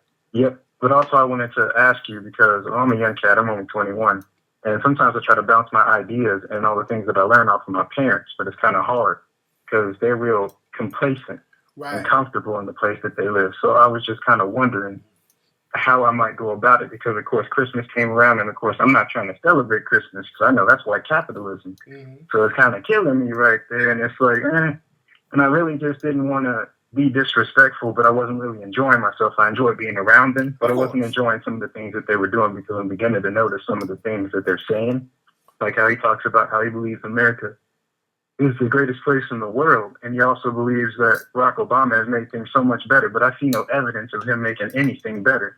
You know, he would have me believe that I'm a racist to say that when I want to politically organize, I want to do it with just my people, nobody else. But I know when I politically organize, it would be, you know, there's a such thing as espionage. So I would just say, if I wanted to eliminate certain problems, I wouldn't want to bring in, you know, white people into the group. And I know I'm kind of all over the place and I'm kind of venting with you, and I'm sorry about that. But, you know, it's just something that I go through every day.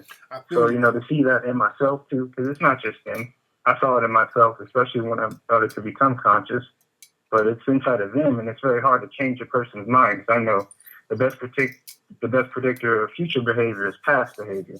So, if they were doing what they was doing yesterday, they finna do it today too. Absolutely. So it's like all right, man, thanks for the call, brother. Yes, indeed. Yeah, if anybody tells you, because I was debating somebody else, I get people email me and try to debate me on Twitter.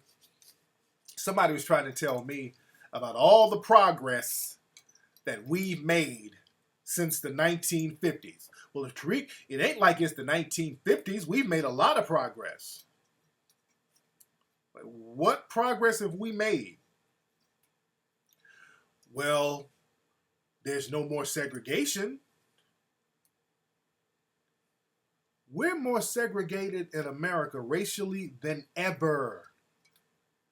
We are more segregated than ever. Not only are we segregated, our businesses are gone. See, back in the 1950s, we were segregated, but at least we had our own businesses to sustain our economy within the so-called black community. We don't even have that, so we're in a worse position. So nobody can point to this progress that we've made racially. We've not made any racial progress at all in this country. Name it. People want to name intangible things when you talk about progress. Well, we have civil rights now. Well, blacks can vote.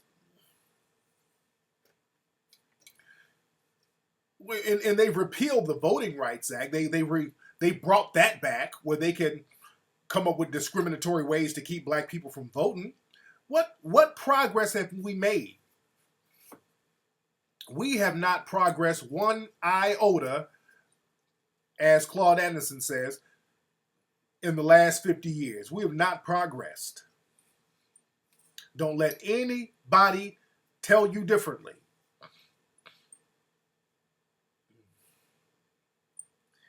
Y'all think just because, and this is the trick, they'll get one or two black people, and this is the con game that black people always fall for. They'll tokenize some black people. They'll give a basketball player a lot of money, a rapper a lot of money, an actor a lot of money, and say, hey, look at all the progress we have. LeBron James just got a $100 million contract. Look at the progress black people have made. Oprah Winfrey is a billionaire. Look at all the progress you people have made. See, that's a trick. We got a black president. My God, look at all the progress. They'll get one black person, tokenize that black person, and pretend that is progress for the whole group, and it is not. It is not progress for black people as a group.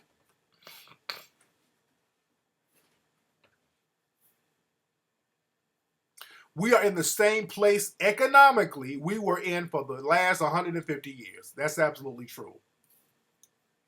And what happens is we become complacent because we want to be the next Jay-Z and the next LeBron.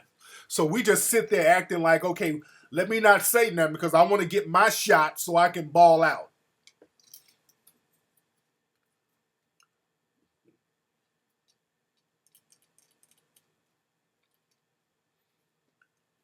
They run that con game on us and we fall for it every time.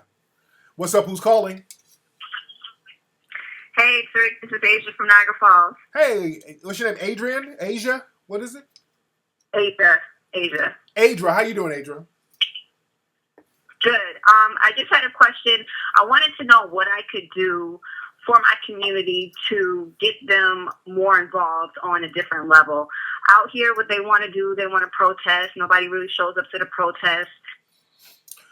Oh, well, what you need to do, focus on you getting an economic base. Because my thing is, I'm tired of we're protesting a little bit too much at this point, and we get to protesting, and when that dies down, we're back at square fucking one.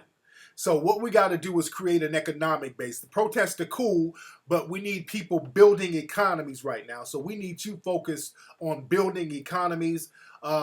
starting businesses out there and promoting that so we can have an economic base, so we won't have to keep protesting all the time, so we can start shutting people down economically. Because the reason why we keep protesting is because we can't shut down and stop these killings of black people around the country. So we protests are basically begging people to stop. They're not going to stop. We need an economic base to stop them. So I want you to focus on that. And then once you focus on that, hook up with other brothers and sisters who are starting businesses and create a system that you work with them and keep in touch with them and do business with them.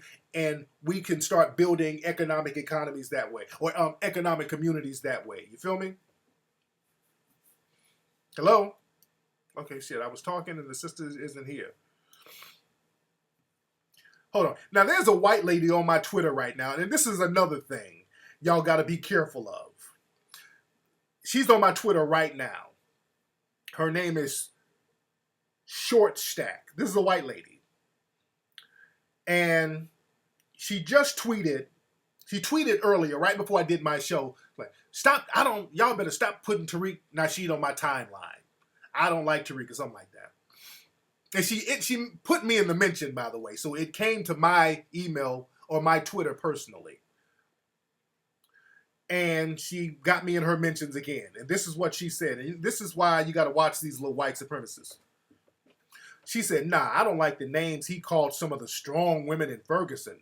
Nothing to do with the other shit he's on. Now, first of all, you watch people like this. Now, this is one of the people out here who are supporting people out here in these protests. You see how the white supremacists get out here and try to cause dissension? You see how these white supremacists operate? Now, first of all, she's on there telling a lie. First of all, this person is on Twitter lying. Her name is Short Stack. Stacks is I-Z short. STACKIZSHORT.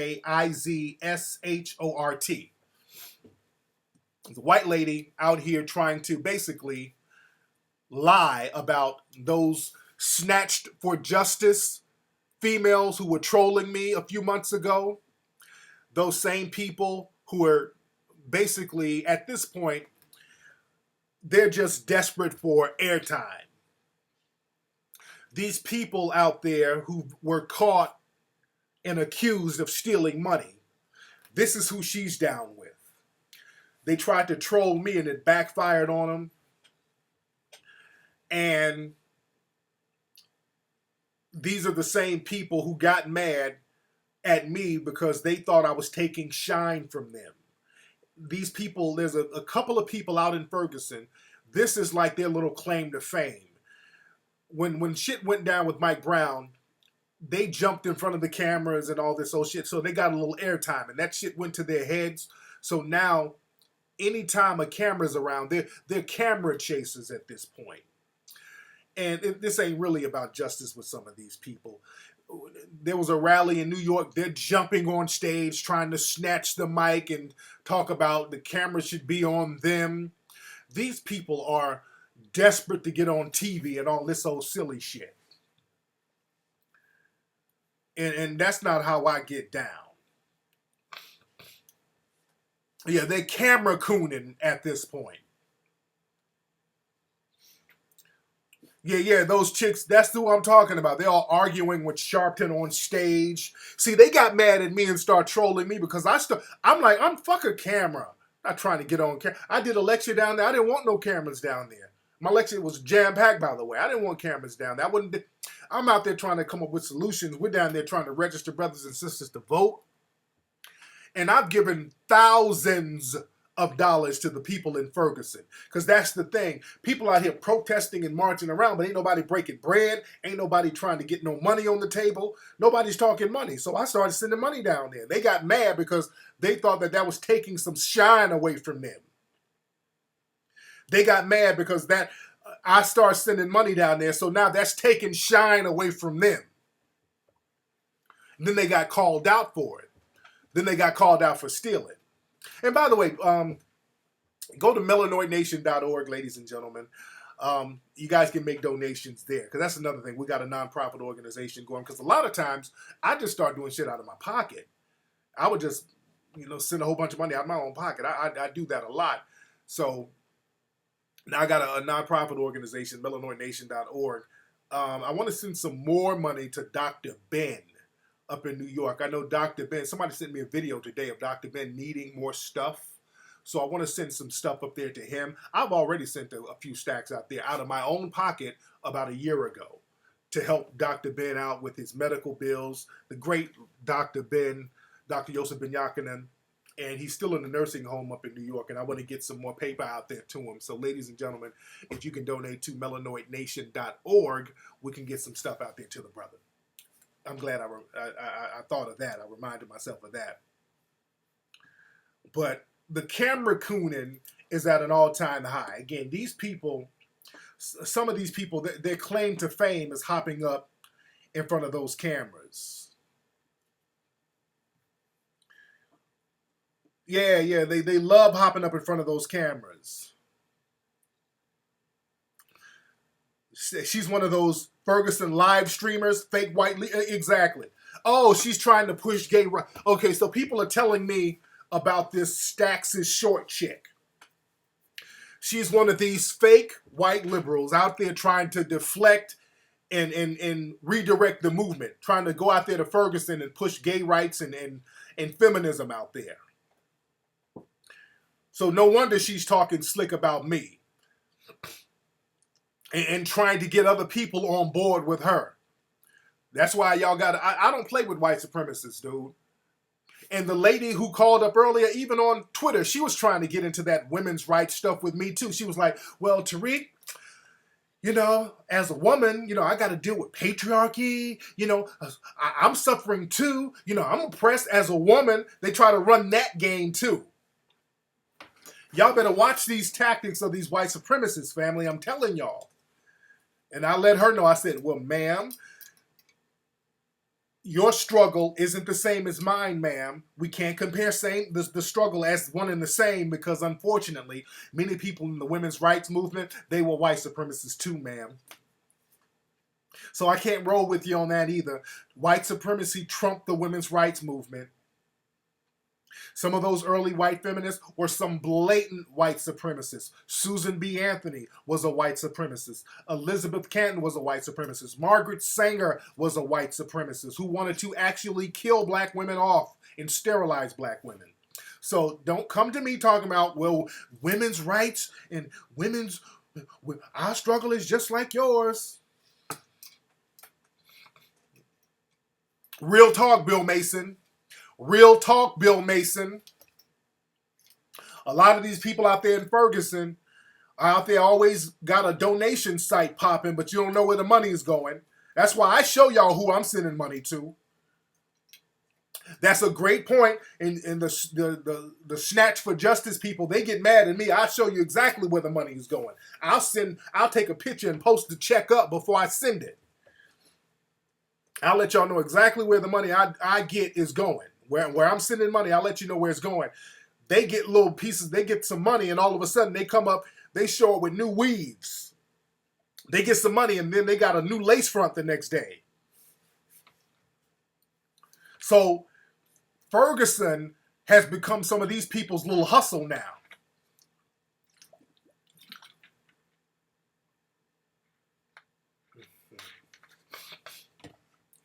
Man, so what's that, the Amazon? Are you in here trolling? Yes, she did, Tariq Nasheed fan. Oh, man, we're going to do an article about the early feminists on Melanoid Nation pretty soon. We got to do that. We got to do an article on that. Because some of these women were such white supremacists, dude. They were racist to the point where some of the early feminists, the white feminists, they would advocate lynching of black men. I mean, these women were blatantly racist.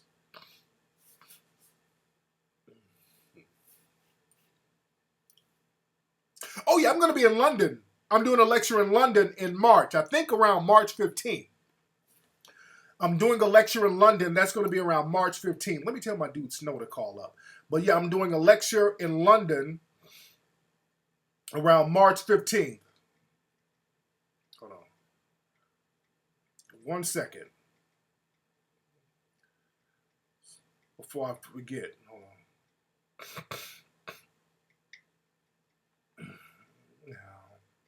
Let me have my dude call up. 850-5404. Whoops.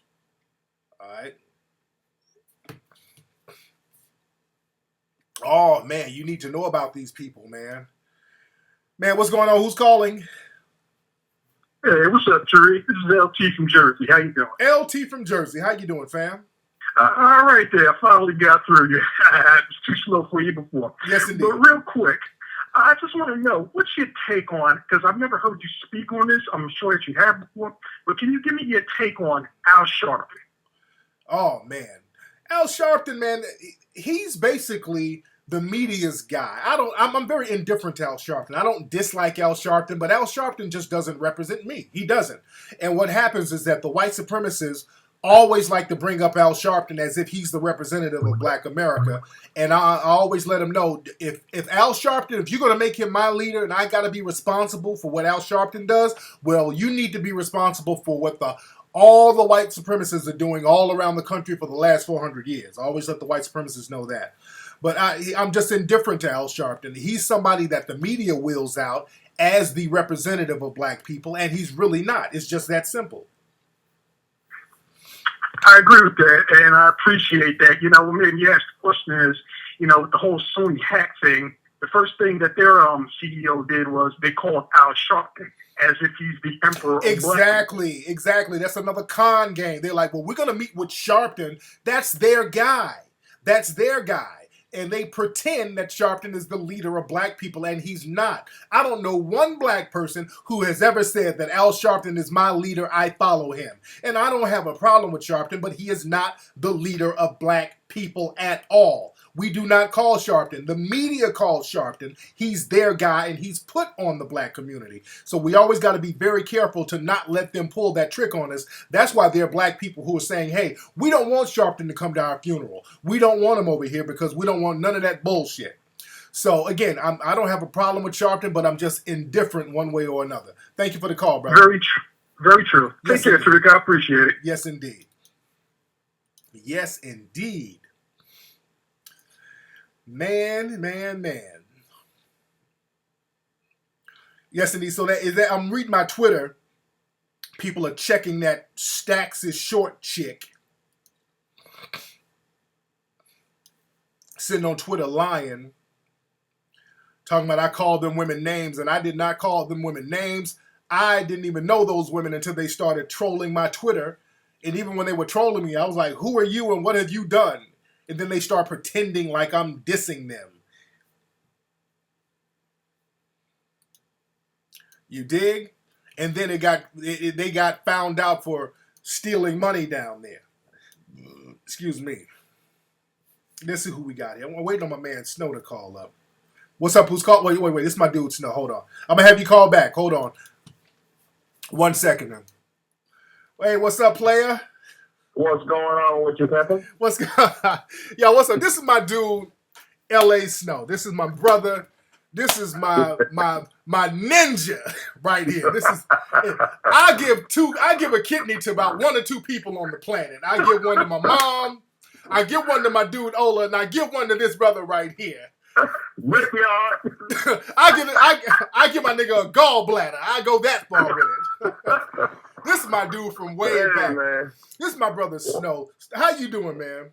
Man, what's going on, brother? Long time. Yes, it's always a pleasure. Yes, indeed. Did y'all know Snow was in a group called Deuce back in the day? Y'all remember the song Daisy Dukes?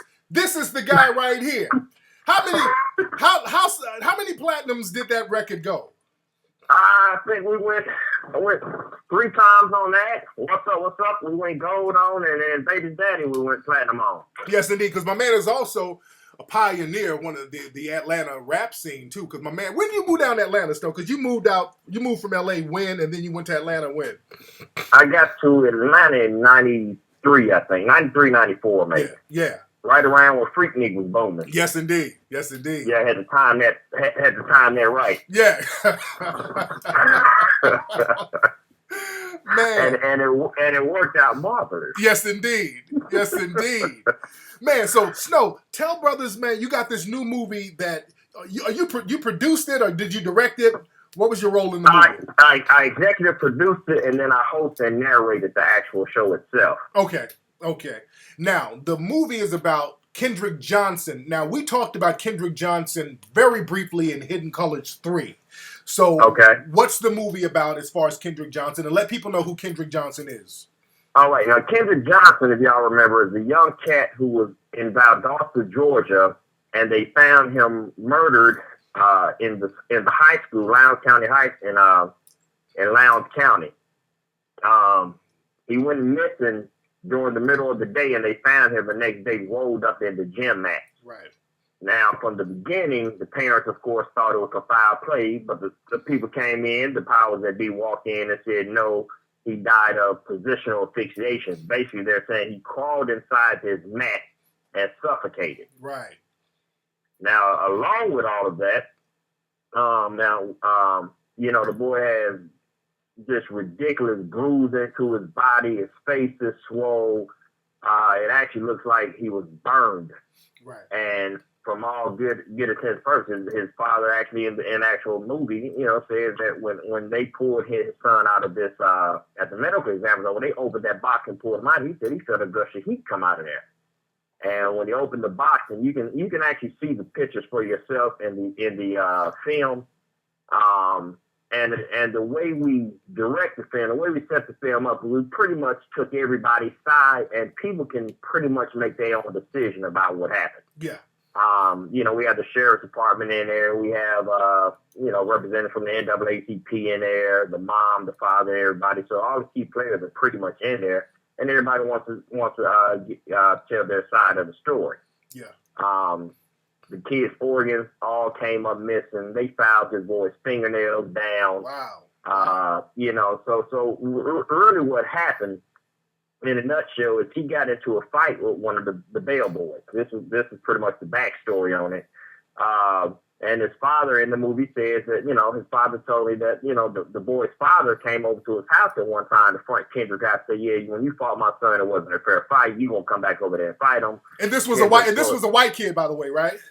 Yeah, two little white cats, yeah. Okay. Yeah. And the father, of course, Kendrick's like, F you, ain't nobody finna do that, blah, blah, blah. It never happened. Then he ends up dead a couple of days later. And it's pretty much suspected the whole while that these two little cats had something to do with it. The coroner initially came out and said, something was kind of funky about the case. He actually went on CNN and said some things, and then he actually told the father that he wasn't going to jail for nobody. And then, of course, a week later, he comes back and retracts his whole story. Right.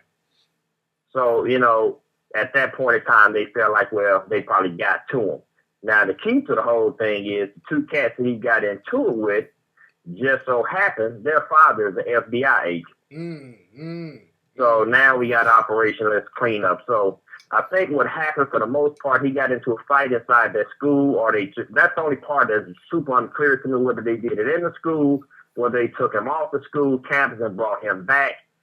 You got footage from the crime scene from the school. You got 42 cameras around that campus, and none of them really show what happened. You got 40 cameras that show inside the gym. The cameras mysteriously just stop recording, pick back up maybe 3-4 hours later.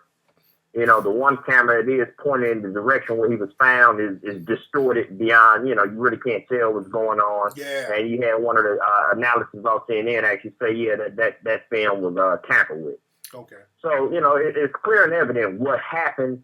But, when your father is an FBI agent, then, I feel like, he's the cat that's pulling all the strings. Yeah. And, Operation Clean Up. Hey, look, clear, I guess, he don't want his son going to jail. Yeah. But at the same time, we know good and damn well what's going on, and he's just been able to keep it under wraps for a good while. And now they have another federal investigation opened up on it.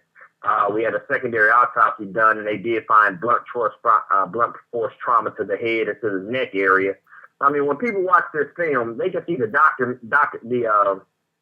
you can go to YouTube and see the trailer. It said, What Happened to Kendrick Johnson? And it says, hosted by L.A. Snow. Okay. And then we're also offering the full-length download to the movie for $2.99 at www, of course, that part, but supportkendrickslaw.com. supportkendrickslaw.com. Right, that's where they can go actually find the full-length movie at itself. But if they want to see the trailer and just get a hint of some of the key players, which like the sheriff department, everybody, they're all involved in it, everybody's telling their piece, they can see that trailer and what happened to Kendrick Johnson. And like this one, their coaches, I had to know. Now, are they saying anything about the organs? What are they saying about the organs? Well, flat out, the organs just missing, Flex. I mean, no sign. You know, you got one party down in Macon that said they signed for it and released everything, and then from the time they left Macon to going back to Valdosta, everything just comes up missing. You know, the original clothes he was wearing, missing. Damn. All this stuff is missing. Damn.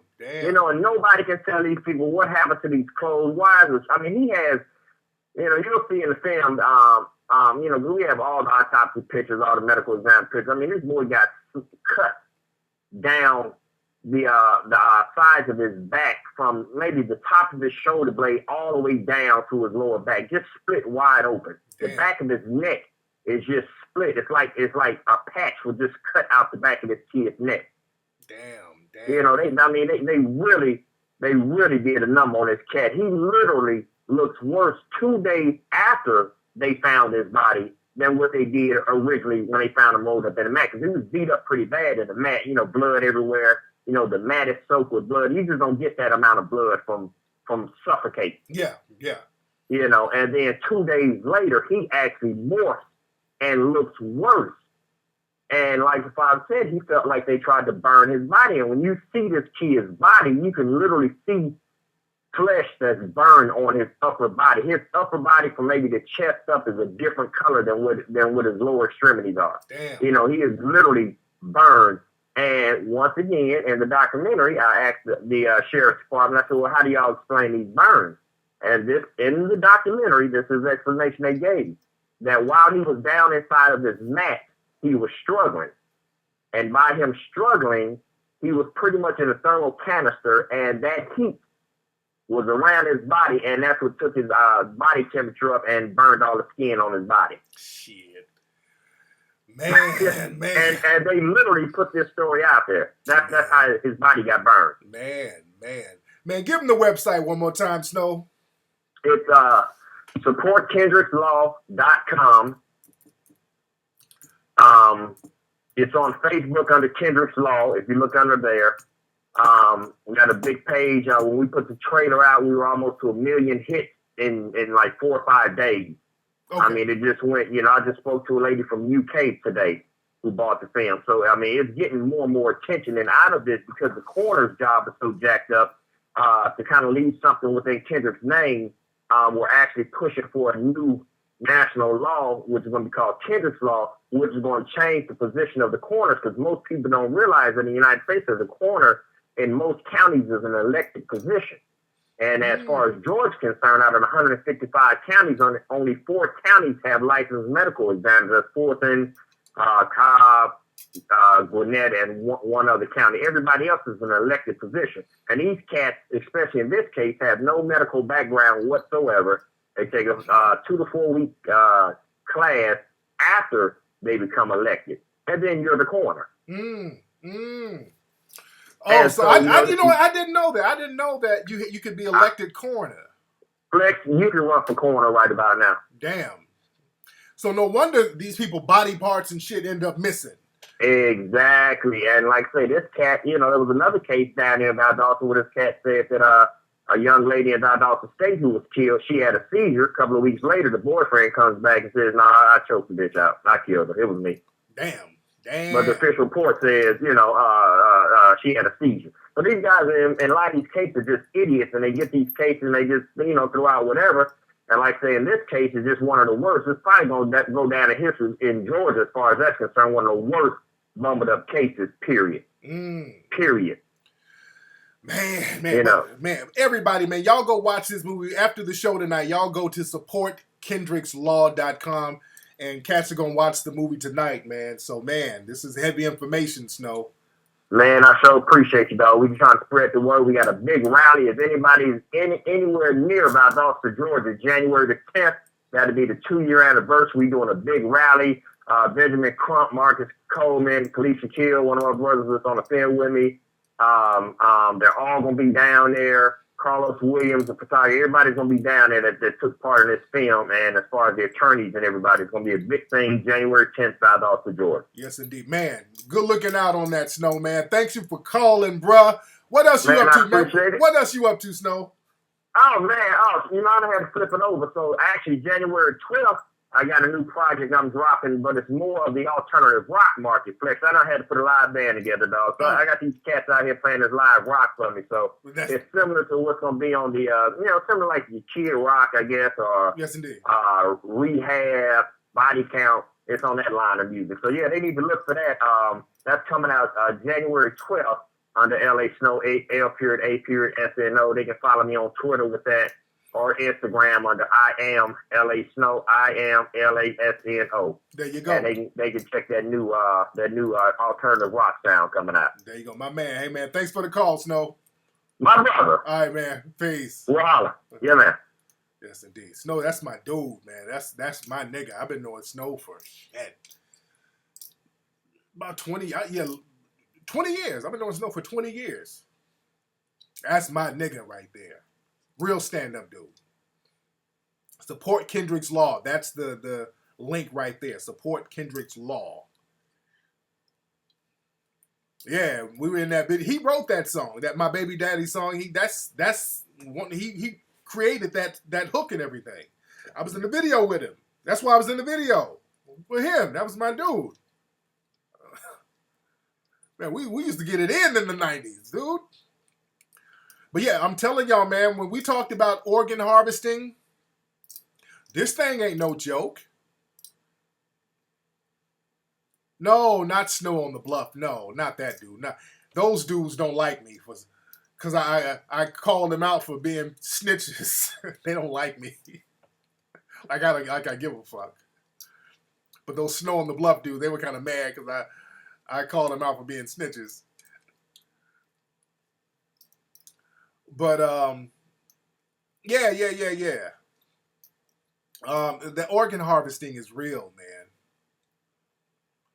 Organ harvesting is very real.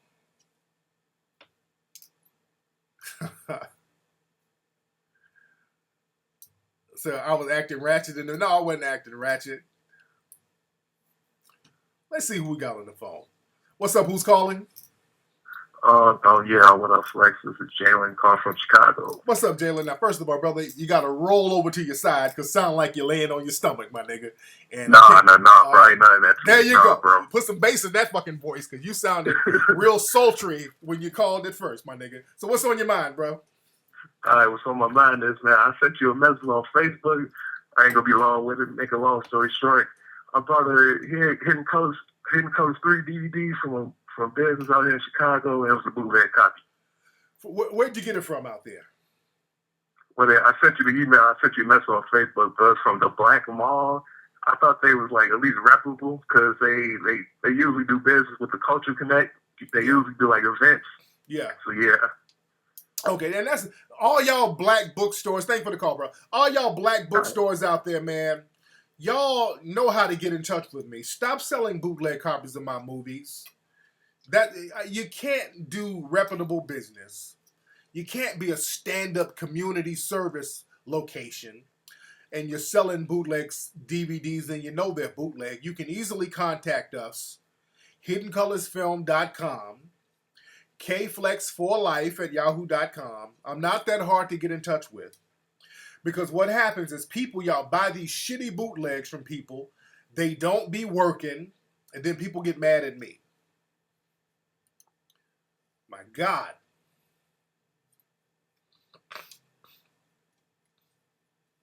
But yeah, I didn't know that people had to get elected to be coroner. So that's why anybody with political aspirations or whatever, you can make all types of little political deals to get people's organs.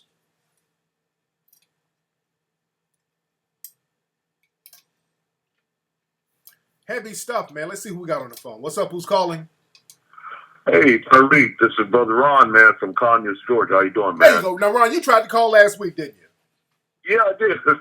I did, man. I am a little slow, but I blame it on old age, man. I'm getting old. How old are you, brother Ron? How old are you, brother? I'm 57. Okay. 57. There you go. You're a seasoned 57. player. Seasoned player. So what's on your mind, brother man, Ron? I appreciate. Now, first of all, shout out to my son for introducing me to you, man, 2 years ago, and I love your work, man. He forced me to listen to your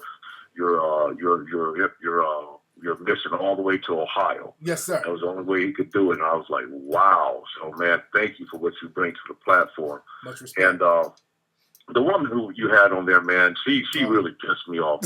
First of all, I'm a gay black man. First of all, I've been through some bullshit with discrimination and segregation. Not segregation, but racism and discrimination, especially coming from the church.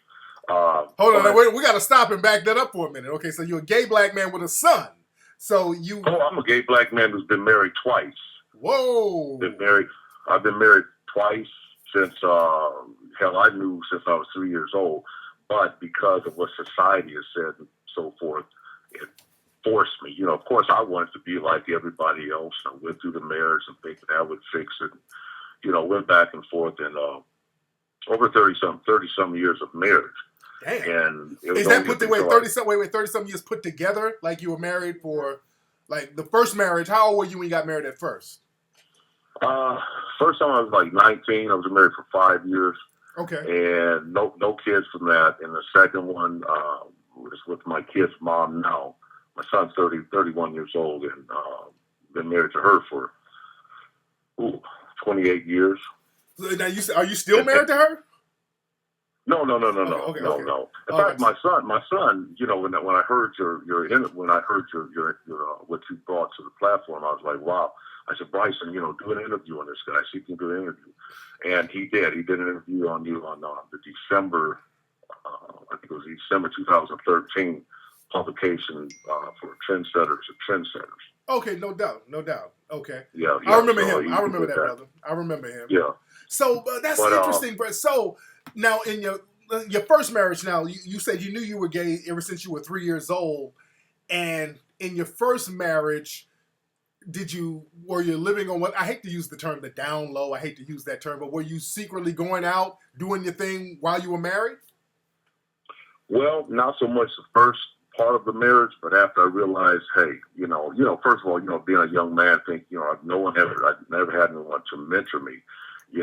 Unlike a lot of the white, the white people tend to, they accept it, they embrace it, but being that homosexuality is taboo in the black community, and what they, I just had and coming from a small rural town, I dared even talk about it. Yeah. And so naturally, I wanted to be married. I wanted to have a picket fence and children, the whole 9 yards. But it was that deep, dark secret I had to deal with since I was 3 years old. Right. And so I did that for 5 years. And I thought, well, maybe it's the wrong woman. So I married my kid's mom. Now I have a son and a daughter, 29-year-olds. Well, my son's 31, my daughter's 29. And I lied to her all my life. Oh, wow. And so I had to, eventually, man, then I went through drugs. I went through bankruptcy. I mean, my whole life was torn upside down, all because religion, people, and society, family and friends says, no, this is not how you're supposed to be. So I tell my black brothers as well as gay guys who are suffering with this. In fact, I'm mentoring a young man now, got him, enrolled in college, and he's doing well, so that he can be a more productive gay black man. Right, I said, bump the shit that the church tell you and all this, man. I in fact, I was a minister of music for many, many years, and I'm well known in my area for what I've contributed.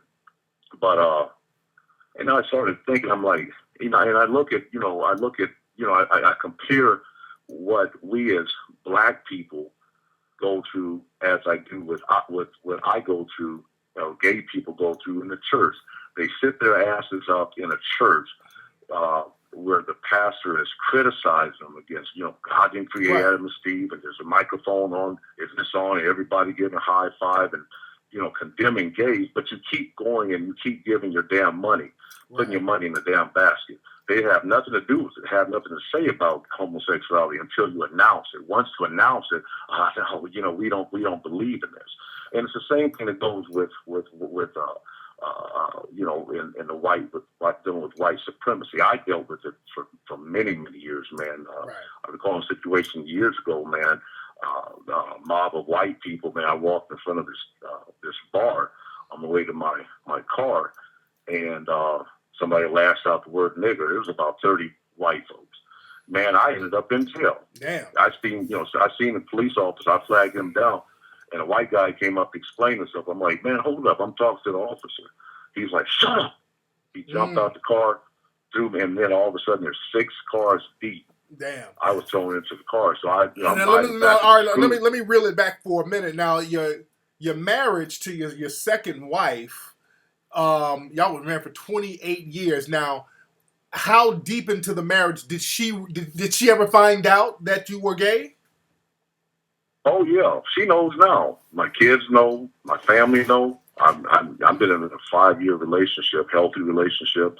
The brother I'm with now, he's been married for like 28, 29 years. He was married too? He has 5 children. I have 2. And it's not a secret. Oh, wow. You know? Now, it was all, but see, the thing about it was only until I got rid of all the bullshit about what people thought of me and how people, you know, looked down and all the shame that I became more productive. My finances together, my credit score is excellent. I'm mentoring other people how to, you know, to repair their credit. And, you know, I bought a house and, you know, I mean, I'm doing well. Yeah. I'm not rich, but I'm, you know, I've gotten back what was stolen from me due to the fact that I was depressed, oppressed, and, you know, the whole 9 yards. So we as black people, but anyway, but you know, I mean, I'm stuck on this, but I want to get back to the marriage. So when did your wife find out, brother? In the 28 years, when did she find out? Oh man, she didn't know. My son was the first one to find out. You know, she found out. Let me see. It was about 5 years ago, 5, 6 years ago. Okay. And she didn't believe it. You know, she started laughing. She's like, "Yeah, right. What's the punchline?" You know. Oh wow. I said, "No, I'm gay." And so, and she didn't believe it. So I called my son. I said, "Bryce," I said, "Tell your mom what you and I talked about." She had visited me because I had moved. You know, it's like, okay, the marriage wasn't working out, so I moved to Atlanta. And so my son was like, "Yeah, Mom," he's telling her what happened, you know, about me. And yeah, she just broke down crying. Now, we had been separated for a couple of years, but still the fact that she was married to me for all these years and we were like a family profile and the whole 9 yards, you know, family profile in our community. And I think it was, you know, the hurt. So I had to hold her hand for, in fact, she and I get along real well now. It's like me and my partner, we go there, she comes here, we go there, we celebrate, have dinners and go out, the whole 9 yards. So it's all good. Okay. But it took a lot of explaining to her. And, you know, this, going back in, you can come back in if you want on the homosexuality or my lifestyle, that's fine. But the same thing goes with, you know, white supremacy. Until you are, you know, unless you're a black person, you don't know a damn thing about, she talked like a wooden-head man with a paper sack ass. She knows nothing about white supremacy and racism unless, you know, and so it's just like myself. People don't know anything about, they don't understand homosexuality if they think it is a choice, unless you get down and start studying epigenetics and things of this nature to see how and why and all the possibilities of why people are born this way. Right. So, you know, I went through quite a bit, man. I got a story to tell. I mean, it's deep. I just gave you the icing of it. You want to go there? I've been there. All right, brother. Well, I got footage of your new partner right here, so hold on. This is him right here. Come here for? What did you come down here for? Tell me. To get delivered more. To get delivered. Do you believe that the Lord tonight has set you free? Yes, sir. Turn around and tell those people. Tell them. I'm not gay no more. I am delivered. I don't like men no more. I said I like women. Women. I said women. I'm not gay. I would not date a man. I would not carry a purse. I would not put on makeup. I will love a woman. Now listen, y'all praise God with him. Hold on, wait a minute. Hold just 1 minute. Now either you gonna believe this stuff or you ought to stop preaching it. If you can't praise God with wanna see a person who hates his race and you're looking high and low, well look no further, you're in the right place. Welcome to the Crispy Show. What up, everybody?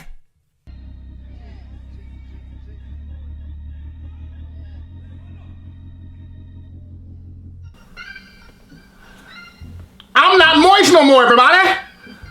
I am delivered, everybody. I don't like men's no more, everybody. I like women, everybody. I like white women, everybody. I like white women.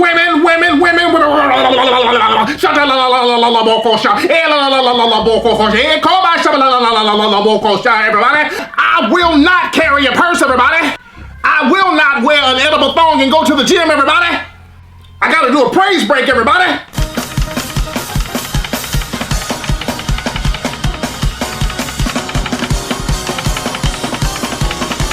I like women, white women, everybody, white women. I had to play both of them. Had to play the regular version and the crispy version. All right, I had to play that. Shout out to Ron. No wonder Ron was calling up last week over and over. Ron had a lot to get out of his system, man. Yeah, Ron was long-winded, but Ron had a lot to get out of his system. That was heavy. That was heavy, man. That was heavy. And, you know, I think they do need support groups for brothers who are gay and in marriages. Brother, 28 years in a marriage, and your wife don't know you got on a licorice thong with a nigga's name on it. So my man, I respect my man for being honest. This was therapy. This was a therapy session for the brother. It didn't have no problem. Wanted the brother to get that out. A lot of times, man, we need to get a lot of shit out. Because a lot of us, we just haven't been debriefed. There's a lot of secrets that go on in the black community, and we don't get to talk about it, and we don't get to let all that stuff out. And you'd be surprised, man, if some of these people, men and women, could talk and just vent about some of the stuff that's going on in their lives. You know, that will be a major relief, and people don't have to live in a lie and live secrets and all that old stuff. Man, that was heavy. That was heavy. That was heavy as hell. Man.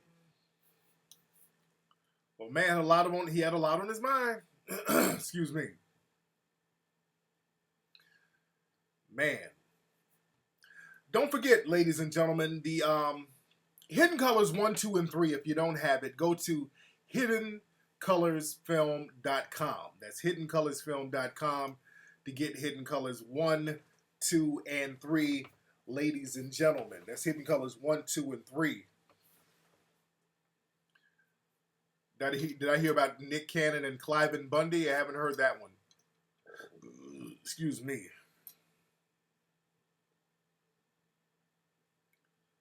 What does Strong Arm say? What the hell he say? Man, we in here heavy. Y'all follow me on Twitter if you're not following me, at Tariq Nasheed. If you are not following me, follow me on Twitter, at Tariq Nasheed. What's up, Brian? What's on your mind? Let's get it popping here. What's up? Who's calling? Hey, what's up, Tariq? It's Walter. Walter, how you doing, Walt? Good. What you calling? I just had a question, man. Go ahead, man. Yeah, can you touch on, can you, respond to when people say, when white people say, I don't have a problem with black people, I just have a problem with thugs. Oh, please. That's another con game that they try to run on you. I've heard them say that too. Some of the white supremacists would be like, yeah, the respectable black people I have no problem with. It's just these thugs. They're the ones messing it up for all the regular black people. Now, which one, who are the thugs? All right, get them to define who the thugs are.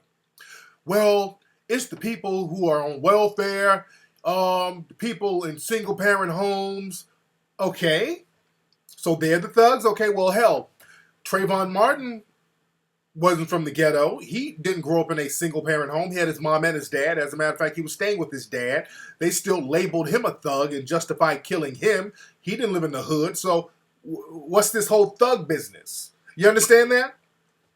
Yeah, it's this whole separation thing. It's bullshit. It's bullshit that they try to run on you. Let me tell you something. All black youths are thugs to the white supremacists. A thug to them is a person who's not a thug is a coon.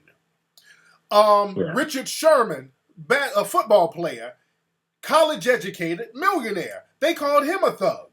You understand? So don't let them try to make you think a thug is somebody else, but you're one of the good Negroes. Because when they see fit, all of us are thugs if they wish us to be one. Just like niggas. They'll try to play that whole, well, some black people act like niggers and some of them don't. And I just don't like niggers. Well, who's a nigger? What makes a person a nigger? Because Barack Obama's been called a nigger. He's the president. So y'all, it's arbitrary. There are no set criteria as to what makes a person a nigger or a thug. It just depends on what the white supremacist decides that day. So you are a thug to them if they decide that you're going to be a thug. You understand that? Yeah, I mean, even Lawrence Otis Graham's kids were called a nigger. Even who? Lawrence Otis Graham. Oh yeah. Oh yeah, exactly. His son, he had that moment where his son got called a nigger. Then Lawrence Otis Graham started stop that separation thing and started to realize that he's just a little bit. He started to realize that he's one of us. Oh please, I hate when they get that wake up call. Lawrence Graham, he's been on that bougie shit for 40 years. I've read some of his books. Very good. He's a very good writer and very eye-opening books. But his whole thing is trying to gain acceptability from the white supremacists, and he keeps getting his wake up call. And now it's like, oh, let me go check on my brothers in the struggle now. Now you in the struggle, now that your kid has been called a nigger. You understand? So I don't play that game with white supremacy. I tell black folks all the time, don't let them pit you against other black people and have you thinking that you're somehow special or some shit like that. You feel me? Yeah. Amen. Yeah. Thank you for the call, bro. Oh yeah, that's a con game that the white supremacists try to run on you. Trying to pretend that they differentiate between thugs and respectable black people, because what's a respectable black person? That's a con game. A respectable black person is basically a Larry Elder. If you ain't sitting up cooning, kissing their asses 24 hours a day, you ain't respectable. And I tell them to eat a dick. I ain't put on earth to sit up and kiss your ass all day. That's what a thug is. Anybody who ain't sitting up kissing their asses all day. Sitting up buck dancing for biscuits. Y'all keep falling for that con game. All of us are thugs to them. A thug is anybody who pisses them off. Just like they try to differentiate between hood rats or ghetto chicks and respectable black women. You dig? Because look at Holly Berry, for example. And a lot of black women who get into interracial relationships, they know this. You're not like one of them until you get them mad. See, you're special until you get them mad. See, that's the thing. When black folks get in relationships with white people, or white supremacists, I'll say that. Black people know that there has to be a lot of ass kissing going on. When you stop kissing ass, you become just like every other nigga. Just like Holly Berry. She's in a relationship with her white baby dad. As soon as things went left, he started calling her all types of niggas. She became a nigga bitch. Her words. Immediately. When things go wrong, you become a nigga immediately. That's all a thug is anybody who pisses off a white supremacist. That's it. A thug is any black person who pisses off a white supremacist. People are calling little Tamir Rice a thug. They were calling him a thug. I swear I heard white supremacists say, well, he shouldn't have been out there pointing that little toy gun around acting like a thug. How was a 12-year-old kid, no criminal record, never been in trouble, playing with a toy, a thug?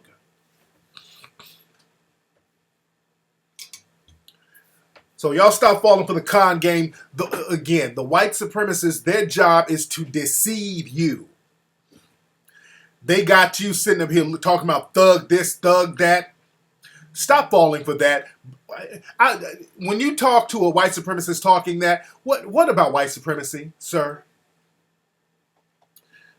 As a matter of fact, my phone line is open. I've invited some of the suspected white supremacists on Twitter to call up. You notice they never call. Sometimes they get brave enough to call, and you see what happened earlier. They get to rambling and bumbling around talking crazy. What's up? Who's calling? How you doing, Tariq? This is KB from the DMV again. KD, which one are you? No, it's KB. KB from the Did you call last week? Yeah, I called like last week. I just wanted to ask about the whole white supremacist suspect and black kids, white parents.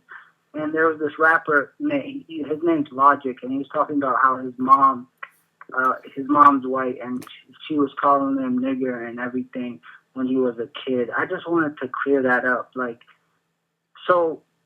It's so hard for me to believe that white parents could feel that way about their kids. It's so saddening. Man, there's a lady now who I blocked her about an hour ago on Twitter. This white lady, she's been trolling me for the last week, but she's been bragging about her. I think she adopted some kids. She keeps talking about her kids, so I'm assuming they're adopted. They might even be from her daughter, and her daughter had black kids, whatever. I don't know, but I'm just assuming they might be adopted. But she kept showing me her black grandkids and trying to convince me how racist she wasn't. But every time you dig into a conversation with this woman, she sounds just like a regular white supremacist. She started talking about black people on welfare, black people are thugs. And I'm like, wait, woman, lady, ma'am, don't you have black grandchildren? Then she'll change the subject. So these white supremacists have no problem treating their own offspring just like they would treat any other black person. You got to understand, during slavery, a lot of the people who worked on plantations were the children of the slave master. They had no problem making their children get their asses out there and picking cotton. This is what you're dealing with. The white supremacist mind is past logic, dude. That's what black folks don't understand. The mind and the logic of a white supremacist is not like ours. It's on something else. It's illogical. And black people keep trying to reason with that. And it keeps shocking you all the time. It doesn't shock me. But the logic in the mind of the white supremacist, it keeps surprising black people as if the white supremacists are doing something that they have not always done before. So, dude, we got to understand what we're dealing with, and this is why you empower yourself so that you can protect yourself economically from those people. Because the white supremacists, they attack us economically, and this is how they weaken us. So when you stop believing their bullshit, empower yourself economically, you're going to be fine. But we're sitting up here basically, protests are begging them to see the light. Hey, Black Lives Matter, Black Lives Matter. And their response, well, Blue Lives Matter, all lives matter. See, they keep deflecting. I don't play that game with the white supremacists. That's why I don't really do marches and protests and all that stuff. And I sympathize with brothers and sisters, but I'm on that economic empowerment game. You dig? Yeah. That's awesome. Thank you. All right, man. Thanks for the call, brother. Y'all got to forgive me. My cold is kind of creeping in with this dry air I got down here.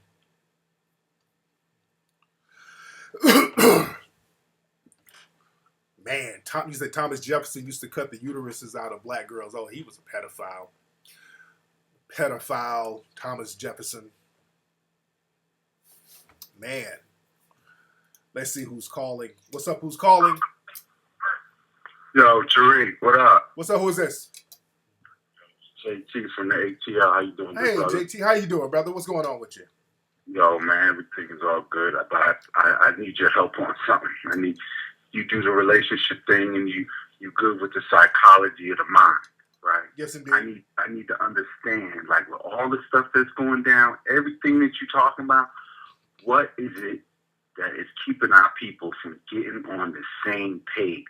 This white supremacy is stomping us in the nuts, and we ain't doing nothing. Yeah. Like, what is it? Like, do they really have to literally just start picking us off one by one for us to, like, get it together? I hear people calling up. They all surprised. They don't, well, what we gonna do? Like, what is it literally, like, from a psychological standpoint? Do we have to, like, literally trick our people into getting them together? Like, what is it gonna take? See, black people almost damn near have to be forced by the white supremacists to do it. And that's the thing. The only reason black people are not empowering themselves, unfortunately, is because the white supremacists have not given them permission to do so. That's a sad truth, man. Black people don't do shit unless they get permission from the white supremacists. In large groups, we got to be very honest, we don't. We wait on their approval for everything. That's why a lot of black people are marching, because the white supremacists approve all of these protests that's nationwide and all that. They approve that. So we hate to do anything that doesn't get their approval. We're so afraid to rebel against them. That's why a lot of black folks don't even say white supremacy. Black people start talking this shit. Well, we got to just stop police brutality for all people. Black folks start getting on that old sucker shit. You dig? So we're afraid. I will say most black people, because I'm not afraid. I call this shit out all the time.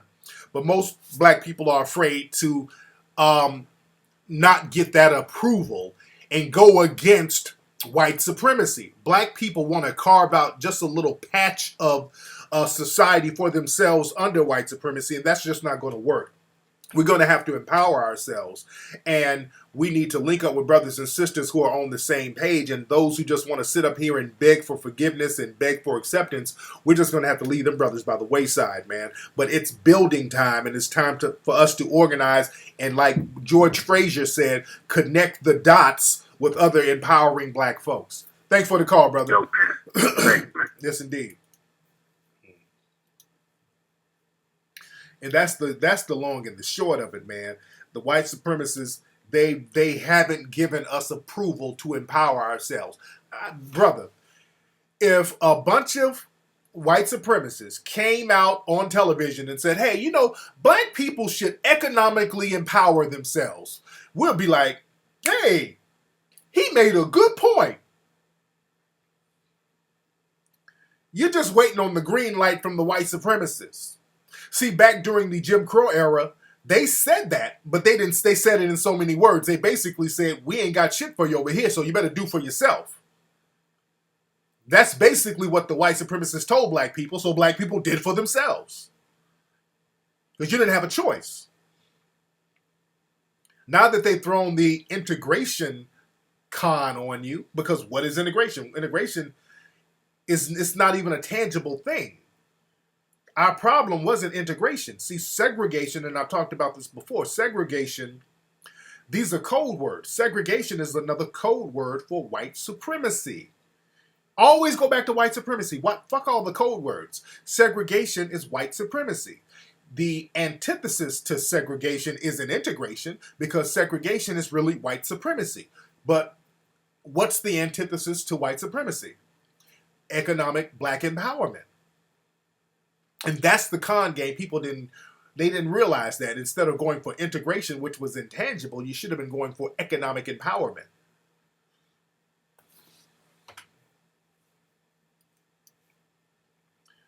So we got to really understand the words and stop being conned. Because black people are still being conned by shit like minority. Black people get conned by the word minority. Stop using that word. Black people should have stopped using that word altogether.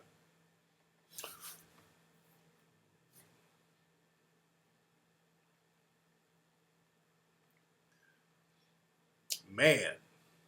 Okay, we got trolls in here. What the hell is going on? Okay, uh-oh.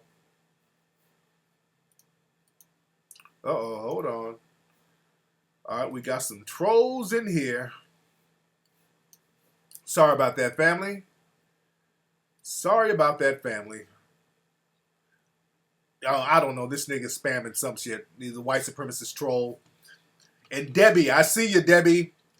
I blocked you, Debbie, and you went and created another name. This is Debbie. Let me let Debbie know she can call back up.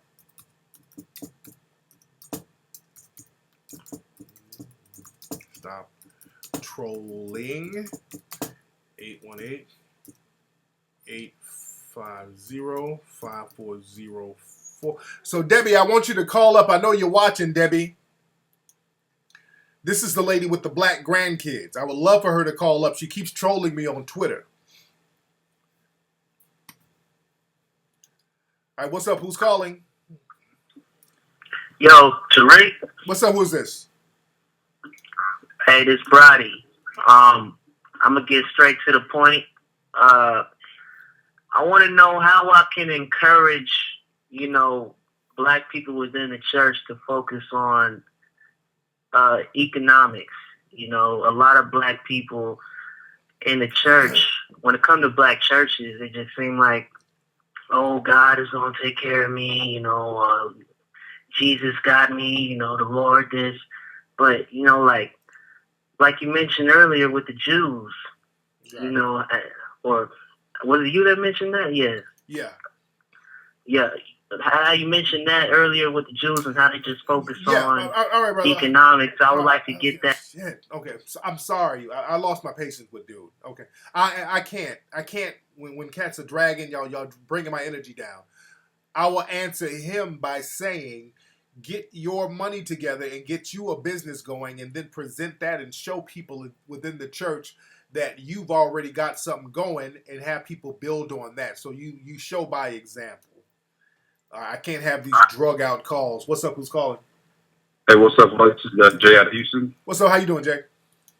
Hey, Flex. I got a quick question about starting my own business. I found a niche I've been looking into to really start something online. But my question is, how can I really attract a customer base when I start and kind of stand up to my competition when I just begin?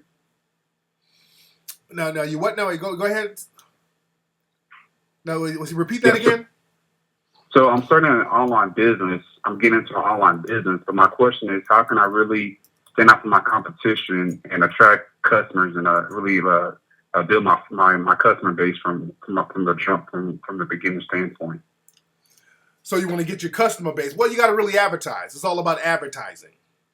You got to do a lot of advertising. Okay. So there's many different ways to advertise, and there's different books you can get on how to advertise. So that's what you need to do, man. You need to get your advertising game up, man. But thanks for the call, brother. All right. Yes, indeed. Excuse me. Man. But yeah, I'm waiting. I would love for Debbie to call up. If you're not Debbie, I'm gonna hang up on you. Let me see if she's gonna call up. What's up? Who's calling? Hey, how you doing? This is Kay from Brooklyn. Kay from Brooklyn. How you doing, Kay?